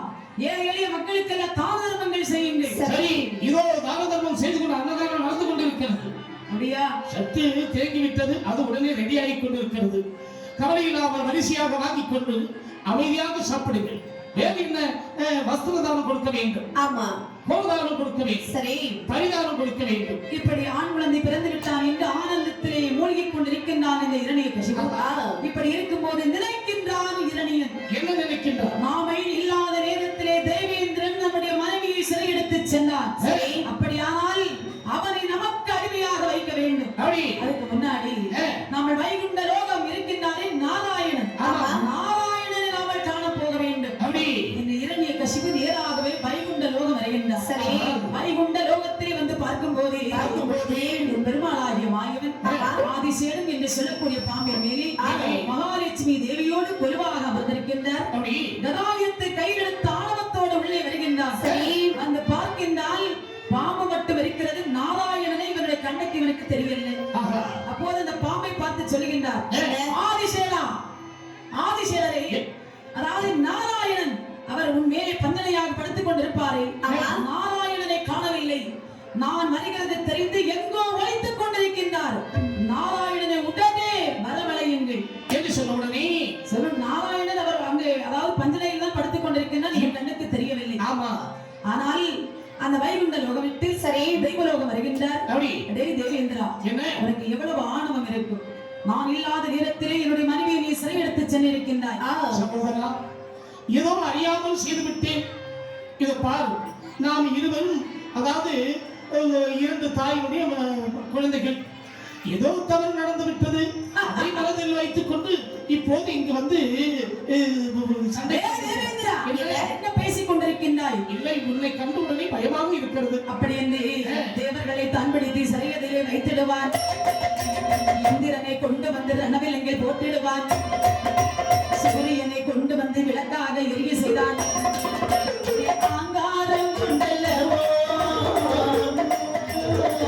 சாட்சி செய்து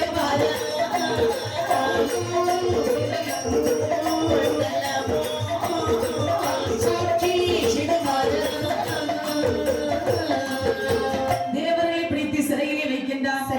இந்திரனை கொண்டு வந்து ரணவிலங்கிலே வைக்கின்றான். சூரிய தேவனை கொண்டு வந்து விளக்காக எரிய செய்தான். அதை மட்டுமா செய்கின்றான்? அடே தேவேந்திரா, இன்று முதல் ஸ்ரீஹரியுடைய நாமத்தை யாருமே சொல்லக்கூடாது. இன்று முதல் என்னுடைய நாமத்தை நீங்கள் சொல்ல வேண்டும். உலகம் எங்கும் என்னுடைய நாமமே ஒலிக்க வேண்டும்.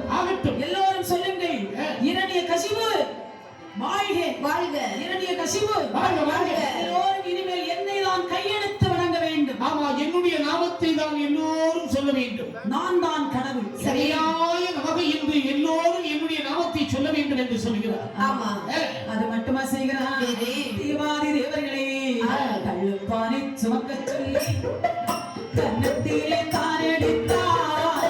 கள்ளுப்பானை சுமக்க சொல்லி கன்னத்திலே தானடித்தார். மனதுடனை சுமக்க சொல்லி கண்டையிலே தானே அடித்தார். தானே அடித்தார். கண்டையிலே தானடித்தார்.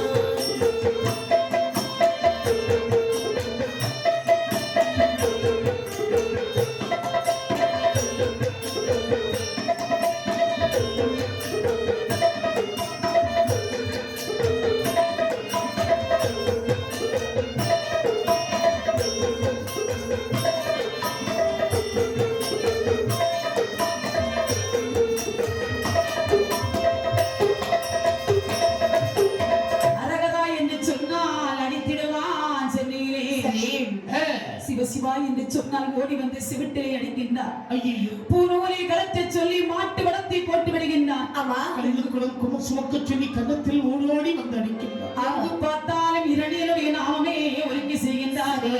ஆலயத்திலே இருக்கக்கூடிய விக்கிரகத்தை மாற்றினார். இரணியன் சிலைக்கு அங்கே பூஜை நடைபெறுகிறது. அடேங்கப்பா பார்த்தீங்களா? கொடுமைக்கு மேல் கொடுமை செய்கிறான் இந்த இரணிய கசிபு. இப்படி தேவாதி தேவர்கள் எல்லாம் இவன் செய்யக்கூடிய கொடுமைதனம் மறுக்க முடியாமல் என் பெருமாள் அந்த நாராயண மூர்த்தியை வேண்டி அப்படியே முறையிட்டார்கள். பார்த்தார் என் பெருமாள் என்ன தேவர்களே சுவாமி இருக்குமே கவலைப்பட வேண்டாம். சரி இரணிய கசிவை அழிப்பதற்கு அதுக்கு ஒரு நேரம் காலம் இருக்கின்றது. அதுவரைக்கும் நீங்கள் பொறுமை காத்துதான் ஆக வேண்டும் ஆவட்டு சுவாமி என்று என் பெருமாள் தேவர்களை சமாதானம் கூறினார். சரி இப்படி இங்கு இருக்க அந்த பிரகலாதனுக்கு வயதோ 5 வயது ஆகிறது. 5 வயதிலே குருகுலம் அனுப்ப வேண்டும் என்று தன்னுடைய மகனை பார்த்து சொன்னார். என்ன மகனே பிரகலாதா, அப்பா உனக்கோ 5 வயது ஆகிறது. அதாவது ஒரு குழந்தைக்கு 5 வயது ஆகிவிட்டால் கல்வி என்ற அறிவுக்கண்ணை திறக்க வேண்டும். இருள் என்னும் ஒளியை அகற்றி ஞானம் என்னும் ஒளியை பூட்ட வேண்டும். இந்த கல்வி என்பது சாதாரணப்பட்ட செல்வம் அல்ல.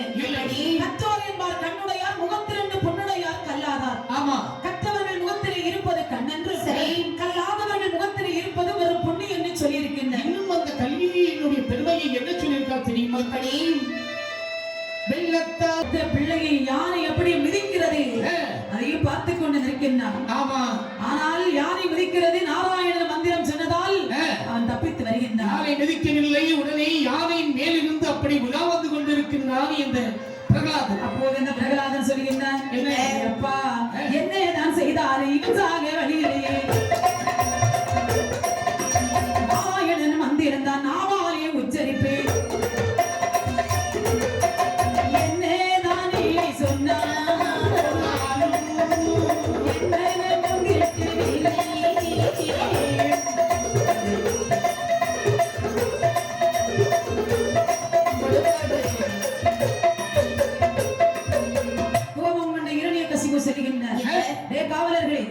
இனிமேல் இந்த பாலகனை உயிரோடு விடக்கூடாது.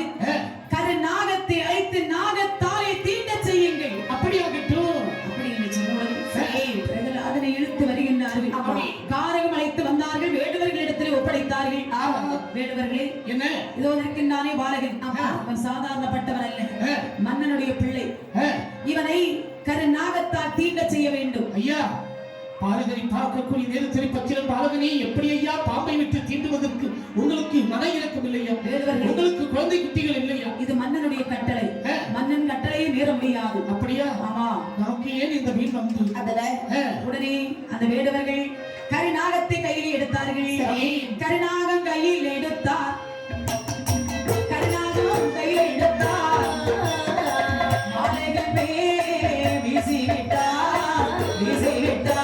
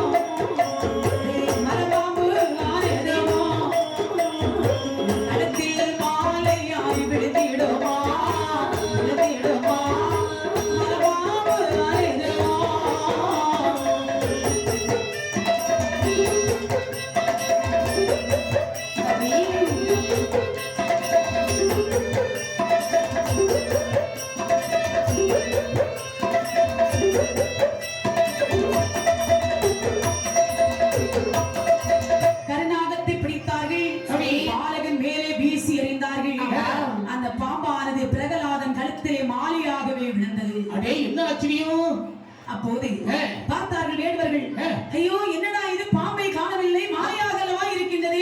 நம்ம பொழப்பெல்லாம் மடிச்சு நம்ம பொழப்பெல்லாம் மடிச்சு அடி சொக்கி என்ன அடி சொக்கி வாடி அடி இந்த பாரு இந்த சொக்கானு கூப்பிடாத ஐயானு கூப்பிடு. வேற என்ன சொக்கம் தானே? ஆமா என் பேரு சொக்கை, உன் பேரு சொக்கி. சொக்கி ஆமா. அதாவது ஐயோ பாம்பு போச்சு என்று கதறும் போது பார்த்தான் பிரகலாதன். கழுத்தில் இருந்த மாலை எப்படி கழற்றி, இதோ உங்கள் பாம்பு இதோ இருக்கிறது என்று கையிலே கொடுத்து மறுபடியும் மாறி பாம்பாகவே மாறியது. வயிறு நிறைஞ்சதுப்பா. இதை வச்சுதான் நாங்க பழப்பு நடத்திக்கிட்டே இருந்தோம். போய் பாம்பு வித்தை காட்டுறது என்னுடைய வேலை. இந்த கர்நாடகத்தை அடியே சொத்தி இந்த பாம்பை பிடிச்சு கூடைக்குள்ளாட என்று கருநாகத்தை விட்டார்கள். பாம்பாலும் இவன் நடித்து சாகவில்லை. மறுபடியும் காவலாளிகள் மன்னருக்கு செய்தி சொன்னார்கள். கோபம் கொண்ட இரணிய கசிவானவன் சொல்லுகின்றான், என்ன சொல்லுகின்றான்? இவனை இனிமேல் உயிரோடு வைக்க கூடாது. அக்கினியை வளர்த்து எரிந்திடும் அக்கினியிலே இந்த பாலகனை சாம்பலாக்க வேண்டும். அப்படி என்று சொல்லி இரணிய கசிவோடு உடன் பிறந்த சகோதரி அவளை அழைத்தார்கள். அக்கினியை தான் வளர்த்து தன் மகனை இறக்கி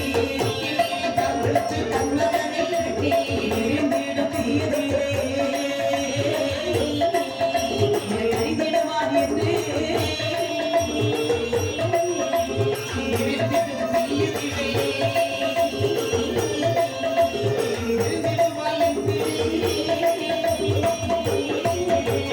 கோலிகாவை வரவழைத்து இரணியேன்னு சொன்னான். சண்டாள பிள்ளை என்னையே அக்கினியில் இறக்கி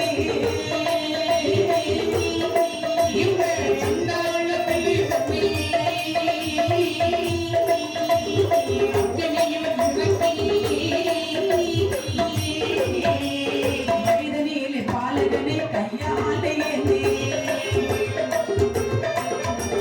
அக்கினியிலே இறங்கிடுவான் என்று அம்மையனேவன் சொல்வான்.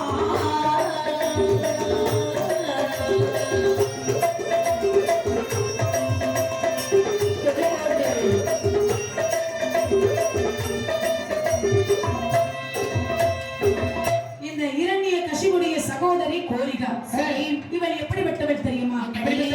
அக்கினியால் எனக்கு அழிவே இருக்கக்கூடாது என்று ஒரு வரத்தை பெற்றவள். அப்போது இந்த இரணிய கசிவு தன்னுடைய தங்கையை அழைத்தார். அம்மா கோலிகா, என்ன?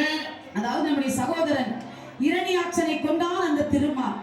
திருமாலை பழிக்கு பழி எடுப்பேன் என்று நான் கங்கணம் கட்டி கொண்டிருக்கின்றேன். ஆனால் எனக்கு பிறந்திருக்கக்கூடிய தருதலையோ நாராயண நாமத்தையே சொல்லிக் கொண்டிருக்கின்றான். இவனை நீ மடியிலே இந்த பாலகனை வைத்த அக்கினியிலே இறங்க வேண்டும். அக்கினியிலே இவன் சாம்பலாக எரிய வேண்டும். அப்படி செய்கின்றேன் என்று சொன்ன உடனே சரி அந்த கோலிகா அக்கினி வளர்த்தாள். பிரகலாதனை மடியிலே வைத்து அக்கினியிலே இறங்கினாள். இறங்கிய போது அக்கினியிலே கோலிகா மாண்டாள். அந்த பிரகலாதனோ புத்தம் புது மலராக வருகின்றான். புத்தம் புது மலராக அங்கே புத்தம் புது மலராக பிரகலாதன் வெளியில் வந்தான். வெளியில் வந்தான் புத்தம் புது மலராக புது மலராக ஆமா சொல்லி புத்தம் புது மலராக நல்லா சொல்லி வெளியில் வந்தான். வெளியில் வந்தான் புது மலராக அன்று பூத்த செந்தாமரை போல் அன்று பூத்த செந்தாமரை போல் அழகு பாறைகள் வெளியில் வந்தார். வெளியில் வந்தார் புது மலராக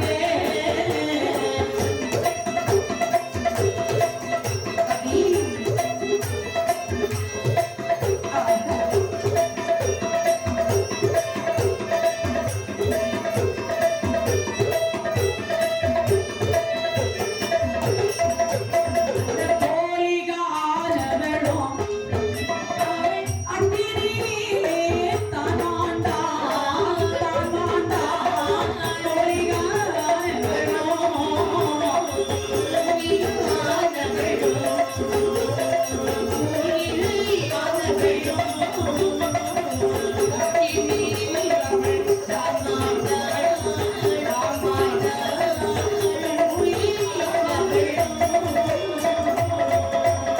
கோலிகா அக்கினியிலே மாண்டாள். சரி புத்தமுது மலராக அந்த பிரகலாதன் வெளியிலே வருகின்றான். அதாவது கோலிகா அக்கினியிலே மாண்டாள். பாருங்கள், இந்த நிகழ்வு தான் இந்தியாவிலே நாம கோலி பண்டிகை என்று எல்லோரும் நாம கொண்டாடப்படுகின்றோம். எல்லாம் அந்த வடநாட்டில் தான் அதிகமா கொண்டாடுவாங்க. சரி அந்த நேரத்திலே அக்கினியில் இருந்து உயிர் தப்பி வந்தான் என்பதை அறிந்தான் இரணிய கசிவு. கோபம் கொண்டான். என்ன செய்தாலும் அடே காவலர்களே, இனிமேல் இந்த பிரகலாதனை பெரும் மலை உச்சியில இருந்து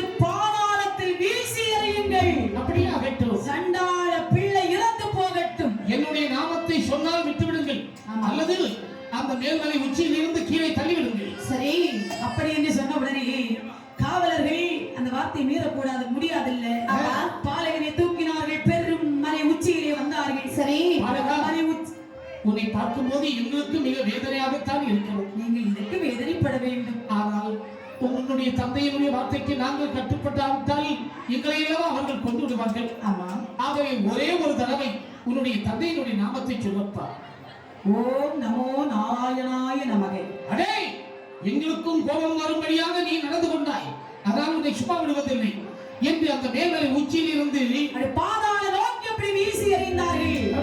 நாராயணா நாராயணா என்று நாராயணன் மந்திரத்தை இடைவிடாமல் உச்சரிக்கின்றார். அப்போது அதான் நாராயணன் பக்கத்திலே அமர்ந்திருக்கின்றாளே மகாலட்சுமி, தாய் உள்ளம் அடைத்தவள் அல்லவா, ஓடோடி வந்தாள், பாலகனை கைகொண்டு ஏந்தினாள். அதாவது கைகொண்டு ஏந்தி தன்னுடைய கரநீட்டி பாலகனை கையில ஏந்தி, தன்னுடைய கரநீட்டி பாலகனை கையில ஏந்தி ஆயுதத்திலே இறக்கி விட்டாள். அன்னை மகாலட்சுமியோ, அன்னை லட்சுமியோ, அன்னை மகாலட்சுமியோ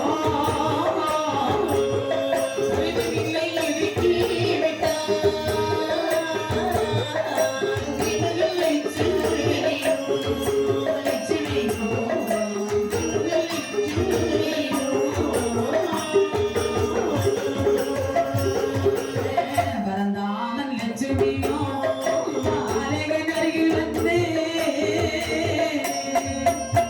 பரந்தாமன் லட்சுமியோ பாலகன் அருகில் வந்து முகத்தடவி ஸ்ரீதரியா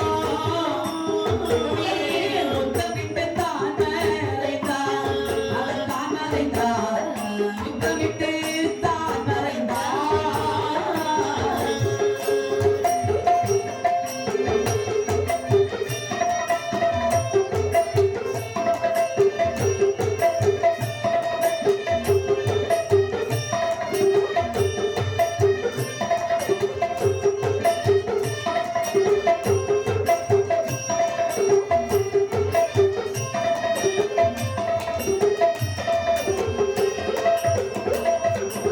மலை உச்சியிலே இருந்து பாதாள நோக்கி வரும்போது சரி, அன்னை மகாலட்சுமியானவள் பரந்தாமனோடு ஓடோடி வந்து தன் கரத்தை நீட்டினாள்.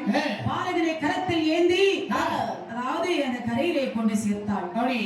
மாயவனும் மகாலட்சுமி தேவியும் சரி பிரகலாதனுடைய முகத்தை தடவி முத்தமிட்டு மகிழ்ந்தார்கள். மறுநாள் காலை நேரம் உதயம் ஆகிறது. காவலர்கள் அரண்மனைக்கு வருவதற்கு முன்பாக பிரகலாதன் அப்பா என்று வந்து நிற்கின்றார். அப்போது சொல்லுகின்றார், மகனே, இவ்வளவு தூரம் கொடுமை செய்த பிறகு இனிமேலாவது நாராயணன் மந்திரத்தை இவன் உச்சரிக்க மாட்டான். மகனே பிரகலாதா, வா மகனே. என்னப்பா? ஆமா, இவ்வளவு நாளும் நீ என்னுடைய நாமம் சொல்லவில்லை என்றுதான் இவ்வளவு கொடுமைகள் நான் செய்தேன். சரி, இனிமேலாவது ஒரு தடவை என்னுடைய நாமத்தை சொல்லப்பா. உலகத்திலே உள்ள ஜீவராசிகள் எல்லாம் என்னுடைய நாமம் சொல்கிறது. என்னுடைய பிள்ளை இந்த நாமத்தை சொல்லவில்லை என்று சொன்னால் எல்லோரும் என்னை இழிவாக பார்ப்பார்கள், பேசுவார்கள். இப்போதாவது அப்பாவுடைய நாமத்தை சொல்லு மகனே. இல்லையப்பா, நீங்களும் என்னோடு சேர்ந்து அந்த ஹரி நாராயணனுடைய நாமத்தை சொல்லுங்கள், உங்களுக்கு சந்தோஷமே வந்துவிடும். பாருங்கள், அந்த நாராயணனுடைய நாமத்தை சொன்னால் செல்லும் பிறகும் அது மட்டுமல்ல, நோய் நொடி எல்லாம் அகன்றுவிடும், வரும் துன்பங்கள் எல்லாம் ஆயமாக பறந்துவிடும் என்று இப்படி எல்லாம் கொடுமை செய்யக்கூடிய சமயத்திலே 10 மாதம் சுமந்து வந்த அந்த லீலாவதி யானவள் தன்னுடைய கணவனை பார்த்து சொன்னாள், சுவாமி, இது யாரு? நம்முடைய மகன் அல்லவா? மகனை வஞ்சம் செய்து கொல்லாதீர்கள் சுவாமி, கொல்லாதீர்கள். இது பாரடி, என்ன என்னுடைய தம்பி கொண்டிருக்கின்றான் அந்த மகாவிஷ்ணு. அந்த மகாவிஷ்ணுடைய நாமத்தை அவனை கொல்ல வேண்டும் என்று பிரம்மதேவனை நோக்கி தவம் இருந்து இப்போது அவனை கொல்ல வேண்டும் என்று இருக்கின்றேன். அப்படிப்பட்ட கொடியவனை பார்த்து அவனுடைய நாமத்தை என் முன்பதாக சொல்வதா? என்னுடைய நாமத்தை சொல்லாமல் அவனுடைய நாமத்தை எப்படி சொல்லலாம்? நீங்கள் கோபம் கொள்ள வேண்டாம். நம்முடைய மகனுக்கு நான் அறிவுரை சொல்லுகிறேன் என்று தன்னுடைய மகனை மடி மீது வைத்து மகனை பார்த்து சொல்லுகின்றார், மகனை பிரகலாதா, கண்மணியே பிரகலாதா, பெற்றெடுத்த பாலகனே, கண்மணியே பிரகலாதா, பெற்றெடுத்த பாலகனே, நாம சொல்லிடுவார், சொல்லிடுவார்.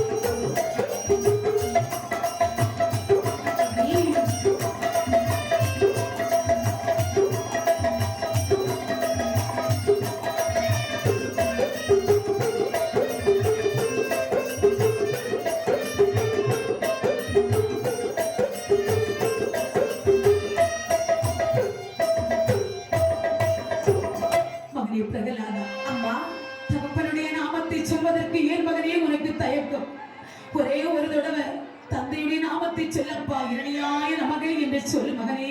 இல்லை அம்மா, நான் அந்த வார்த்தை உச்சரிப்பது இல்லை. என்னுடைய இறைவன், என்னுடைய உயிரில் பிறந்தவன் அந்த நாராயணன் தான் எனக்கு எல்லாமே என்று சொன்ன உடனே கோபம் கொண்ட இரணியகசிபு சொல்லுகின்றார், ஏ லீலாவதி, இப்போதாவது பார்த்தாயா? அதாவது என்னுடைய ஆத்திரத்தை நீ கிளப்பாதே. அசுர குலத்தை அழிக்க வந்த கோடாரி காப்பு முளைத்து விட்டது. இதை முளையிலே கிள்ளி எறிய வேண்டும். நான் சொல்வதை நீ கேட்க வேண்டும். இதோ இருக்கிறது பால். இந்த பாலிலே நஞ்சு கலந்திருக்கின்றது. நஞ்சு கலந்த பால் என்னுடைய மகனுக்கு நீ கொடுக்க வேண்டும். சுவாமி, பெத்த மனம் கேட்குமா? மனம் பதறினாள், துடித்தாள், அழுதாள், கதறினாள், காலடியிலே விழுந்து அழுகின்றாள். சுவாமி, பெத்த மகனை கொல்ல சொல்லுகிறீங்களே சுவாமி, உலகத்துக்கே நீதி ஆகுமா சுவாமி? இது யாரு? நம்மை பெற்றெடுத்த குழந்தை அல்லவா?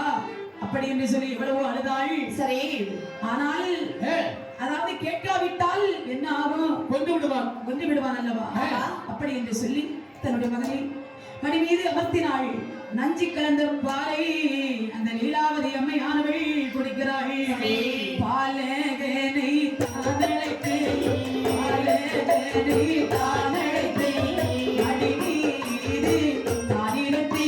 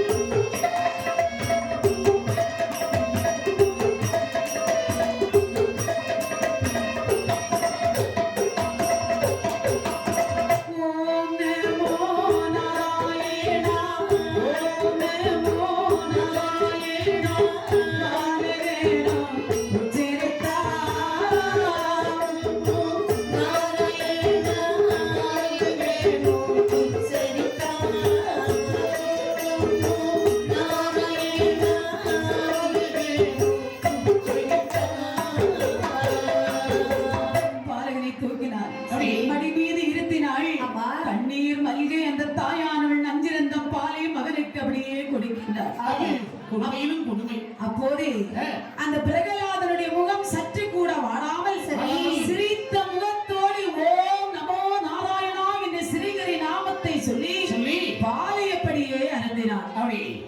அருந்திய போது அவருடைய மேரி எல்லாம் நீல நிறமாக மாறியது. பார்த்தால் லீலாவதி மகனே மகனே பிரகலாதா பிரகலாதா என்று மண்ணிலே சாய்ந்தாள். மதி இழந்து எப்படி சாய்கின்றாள்? மாயவன் திருவருளால் பிரகலாதன் மேனி எல்லாம் பொன்னிறமாகவே காட்சியளிக்கிறது. சற்றென்று திடீரென்று விழித்தாள். மகனுடைய மேனியை பார்க்கின்றாள். மகனுடைய மேனி எல்லாம் அதாவது தங்க நிறமாகவே அப்படி காட்சி கொடுத்துக் கொண்டு இருக்கின்றான். தன்னுடைய மகனை கட்டி அணைத்தாள், முத்தமிட்டாள்.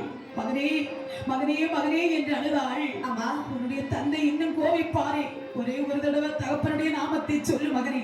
என்னுடைய உயிரே போனாலும் சரி, அந்த நாராயணனுடைய நாமத்தை சொல்வதல்லாமல் என்னுடைய வாயிலே தந்தையுடைய நாமத்தை நான் சொல்வதில்லை என்று சொன்ன உடனே சரி கோபம் கொண்டான் இரணியகசிபு. அரியாசனத்தில் அமர்ந்தவன் சட்டென்று எழுந்தான். சீரிய சிங்கமோ சீறி பாய்ந்தான். பாலகன் என்று பாராமல் கட்ட கடவென்று இழுத்தான்.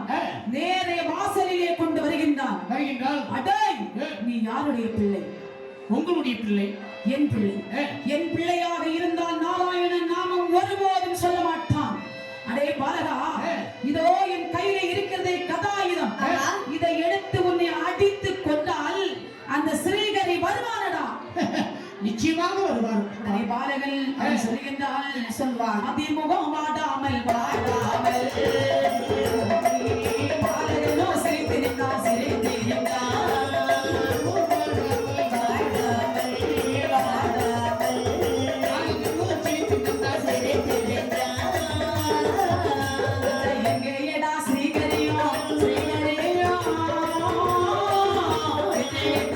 Yeah.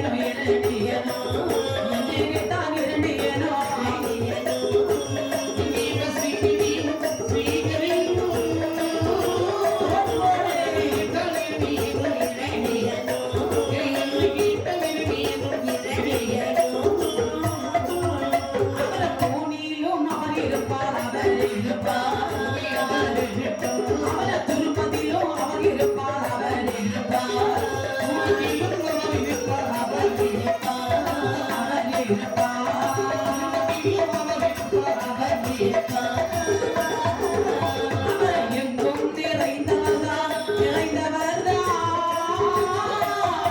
ஏகாந்த பரம்பொருள்தான் பரம்பொருள்தான் ஏகாந்த பரம்பொருள்தான் பரம்பொருள்தான்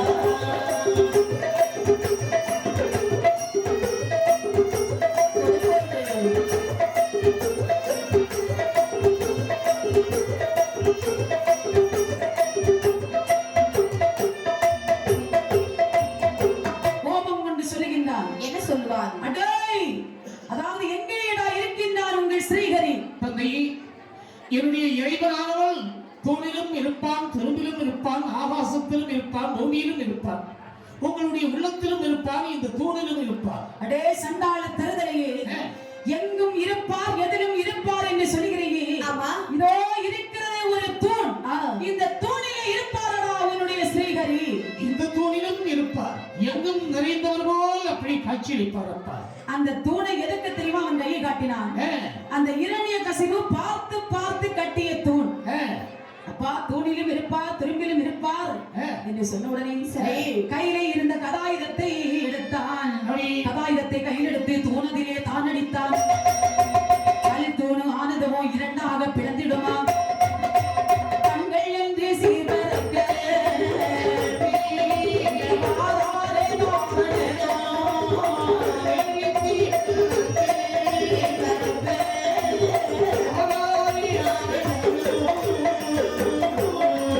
நரசிங்க கோலம் கொண்டு நாராயணர் தான் தோற்ற கோபம் கொண்டு மாயவர் குமரை எடுத்து முன்னே வரார். இந்த தன்னுடைய கரத்தாலே இரட்டையனை தான்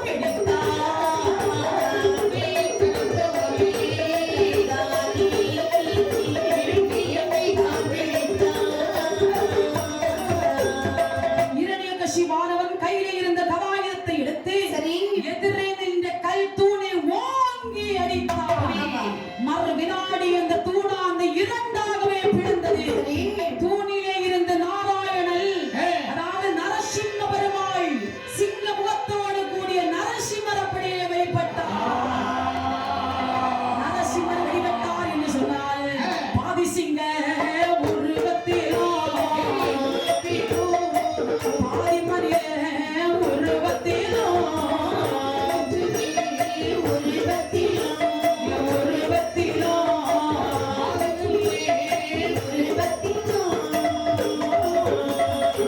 முகமதியிலே தாடியோடு கோர நல்ல பற்களோடு சிவத்தை இரண்டு கண்களோடு உரையாரே நகங்களோடு புதுமையாரே உருவத்தோடு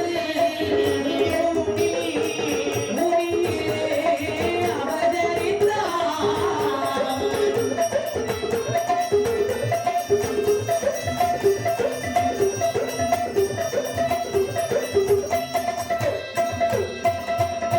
அதாவது ஸ்ரீமன் நாராயணமூர்த்தி சரி. நரசிம்மர் தோற்றம் என்று சொன்னால் பாதி மனித உருவம், பாதி சிங்க உருவமாக அவதரித்தார். ஆமா. சிங்கம் போன்ற திருமுகத்தில் அதாவது தாடி, கோர பற்கள், சிவந்த இரண்டு கண்கள், தலைக்கு கீழ்ப்பாக மனித உடமையும் சரி. கூர்மையான நகங்களுடன் தோன்றினார் எங்கள் நரசிம்ம பெருமாள். புதுமையான உருவத்துடன் ஸ்ரீ நரசிம்ம பெருமாள் ஆமா. பூமியிலே அவதரித்தார். திருமாலின் நரசிம்ம வடிவம் 8 திசைகளிலுமே தாண்டி வளர்ந்ததாம். இந்த விஸ்வரூபத்தை முழுமையாகவே யாருமே பார்த்தது கிடையாதாம். ஸ்ரீமன் நாராயணமூர்த்தி பெரிய வடிவத்திற்கு சரி. உலகம் ஒரு தூசியாகவே காட்சியளித்ததாம். அடேங்கப்பா, நரசிம்ம பெருமானின் வடிவத்துக்கு முன்னால் சரி. ஐம்பூதங்களும் மிக சிறியதாகவே காணப்பட்டதாம். ஆஹா, தூணிலிருந்து தோன்றிய நரசிம்ம பெருமாள் என்ன? இரணியனோடு போர் செய்ய தயாரானார். அப்படி அதாவது இரணிய கசிவு இருக்கின்றானே, ஆமா. அவன் மனசுல நினைக்கிறான், ஆ, அதாவது இந்த உருவத்தை நாமல் கொன்றுவிட வேண்டும் என்று கதாயுதத்தை கையில் எடுத்தான். அப்படி அவன் இகத்தாளமாக சிரிப்பதற்கு முன்னால் என் பெருமாள் நரசிம்ம பெருமாள் அந்த இரணியனை தன் கையாலே தான் பிடி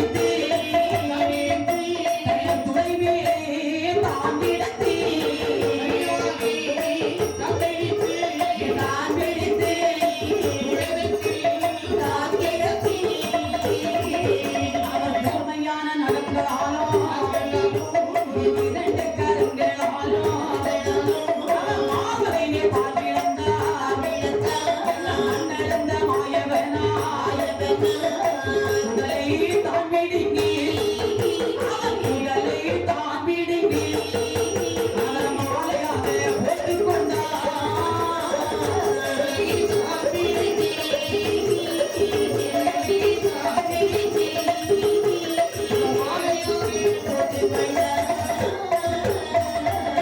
நரசிம்ம பெருமாள் இரணிய கசிவை கட்ட கட்ட வந்து எடுத்து வாசலிலே இருந்து நரசிம்ம மூர்த்தி உக்கிர கோலத்தோடு இரணியனை தன்னுடைய கையாலே பற்றி அவனை தன்னுடைய துண்டை மேலே கிடத்தி தன் கூர்மையான நகங்களாலே அவன் மார்பிலே பிளந்தான்.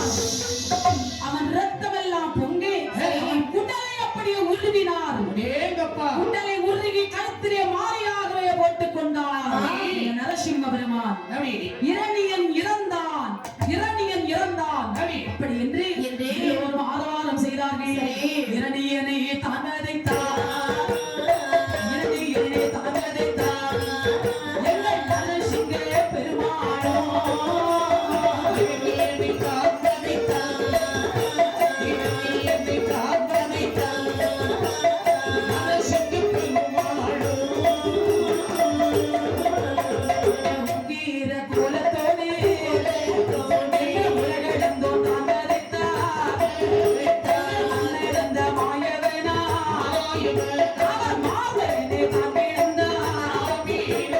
பத்து அவதாரம் கொண்டு, பத்து அவதாரம் கொண்டு வளர்ந்தாமே இவரல்லவோ.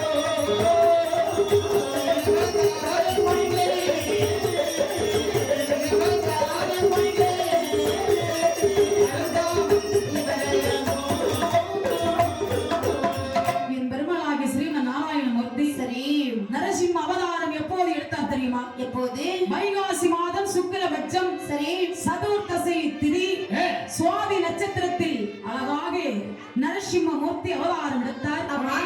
அதாவது 4:30 மணியில் இருந்து 6 மணிக்குள் பிரதோஷ வேளை, கருக்கல் வேளை, அந்தி பொழுது. ஏன் என்று சொன்னால் அவன் கேட்ட வரம் இரவிலும் மரணம் வரக்கூடாது, பகலிலும் மரணம் வரக்கூடாது, விண்ணிலும் மரணம் வரக்கூடாது, மண்ணிலும் மரணம் வரக்கூடாது, வீட்டுக்குள்ளேயும் மரணம் வரக்கூடாது, வீட்டின் வெளியேயும் மரணம் வரக்கூடாது. மனிதர்களாலோ பறவைகளாலோ விலங்குகளாலோ மரணம் சம்பவிக்க கூடாது. இப்படி பலதரப்பட்ட வரத்தை கேட்டான் அந்த இரண்யகசிபு. பிரம்மாவும் கொடுத்தார். ஆதலால் தான் என் பெருமாளாகிய நாராயணன் வீட்டுக்குள்ளேயும் இல்லாமல் வெளியேயும் இல்லாமல் வாசலிலே மடியிலே இரண்யகசிபை கிடத்தி இரவும் இல்லாமல் பகலும் இல்லாமல், அதாவது அந்தி வேளையில் எந்த ஆயுதங்களும் இல்லாமல் தன்னுடைய நகங்களை கூர்மையாக்கி, கூர்மையான ஆயுதங்களாக்கி நகங்களை கொண்டு அவன் உடல் முழுக்க கிழித்து அவன் குடலை உருகி மாலையாக போட்டு பீரிட்ட ரத்தம் அத்தனையும் தன்னுடைய நாவினாலே நக்கி குடித்த அவதாரம் என்று பார்த்தால் எங்கள் நரசிம்ம பெருமாள் அவதாரம். ஏன் என்று சொன்னால் அவன் ரத்த பூமியிலே விழக்கூடாது. ரத்த பூமியிலே விழுந்து விட்டால் அசுரன் பிறந்து விடுவான். கேட்ட வரம் அப்படி. அதை நரசிம்ம பெருமாள் சரியான முறையிலே பயன்படுத்தி கொண்டார். இப்படி இரண்யகசிபை சங்காரம் செய்துவிட்டு என் பெருமாள் உக்கிரமது தனியாமல் உலகளந்தோர் சீறுகின்றார். ஆக்ரோஷம் தனியாமல் கரிமுகத்து அச்சுதரும் அவர் சீரை வரும் சிங்கம் போலே சிறைத்தினித்தார் என் பெருமாள் சிங்கம் போலே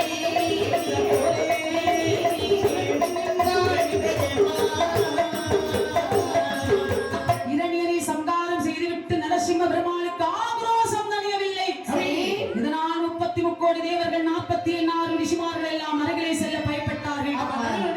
நினைத்தார்கள், அதாவது நாராயணனுடைய கோபத்தை தணிக்க வேண்டுமானால் மகாலட்சுமியால் தான் முடியும். அப்படி என்று மகாலட்சுமியை அனுப்பி வைத்தார்கள். மகாலட்சுமி ஆனவள் அங்கே என் பெருமாள் அதான் பக்கத்திலே போயினாள். பணிவான வார்த்தை பேசினாள். அவருடைய கோபம் தணிந்ததா? கோபம் தணியவில்லை. பார்த்த அன்னை மகாலட்சுமி பிரகலாதனை பார்த்து சொன்னார், பிரகலாதா நீ சென்றால்தான் அவருடைய கோபமானது தனியும் என்று சொல்லு. பார்த்தார் பிரகலாதன் அந்த நரசிம்ம பெருமாளுடைய முன்பிலே வந்து அப்படியே நாராயணா நாராயணா என்று அவருடைய நாமத்தை உச்சரித்துக் கொண்டிருக்கின்றார். பாதத்தை தொட்டு வணங்கினார். அது நேரத்திலே பார்த்தார் நரசிம்ம பெருமாள் பிரகலாதனை அப்படி கட்டி அணைத்தார். பாலகா, அதாவது உனக்கு நீ என் மீது எவ்வளவு அன்பு கேட்கின்றாய். அப்படி. உனக்கு என்ன வேண்டும்? வேண்டுங்கிறதை கேளு, உனக்கு நான் தருகிறேன் என்றார். அப்படி. கேட்ட உடனே பிரகலாதன் எது நினைத்திருந்தாலும் கேட்டிருக்கலாம். ஆனால் அவர் என்ன கேட்டார் தெரியுமா? என்ன கேட்டார்? உம்மை அன்புடன் வழிபடும் வரம் ஒன்றே எனக்கு வேண்டும். அப்படி. உம்முடைய நாமத்தை நான் இடைவிடாமல் சொல்ல வேண்டும். உன்னுடைய மனம் என்னும் பீடத்திலே நான் இடையூறாக இருக்கணும். அப்படி. நான் உன்னை எப்பொழுதும் நினைக்க வேண்டும் என்று கேட்டார். நரசிம்ம பெருமாள் சரி அனுக்கிரகத்தை பெற்றார். அந்த பிரகலாதன் கேட்ட வரத்தை எல்லாம் கொடுத்தார். ஆமா. பிரகலாதா, நீ சொன்னதை கேட்டு நான் உள்ள மகிழ்ந்தேன். சரி சில காலம் அதாவது நீ செய்யக்கூடிய கடமை எல்லாம் செய்துவிட்டு ஆமா நீ வைகுண்டம் வந்து சேர்வாயாக. எங்க பிரகலாதனுக்கு வரம் கொடுத்து என் பெருமாளாகிய நரசிம்ம பெருமாள் தன்னுடைய அவதாரத்தை முடித்தார்.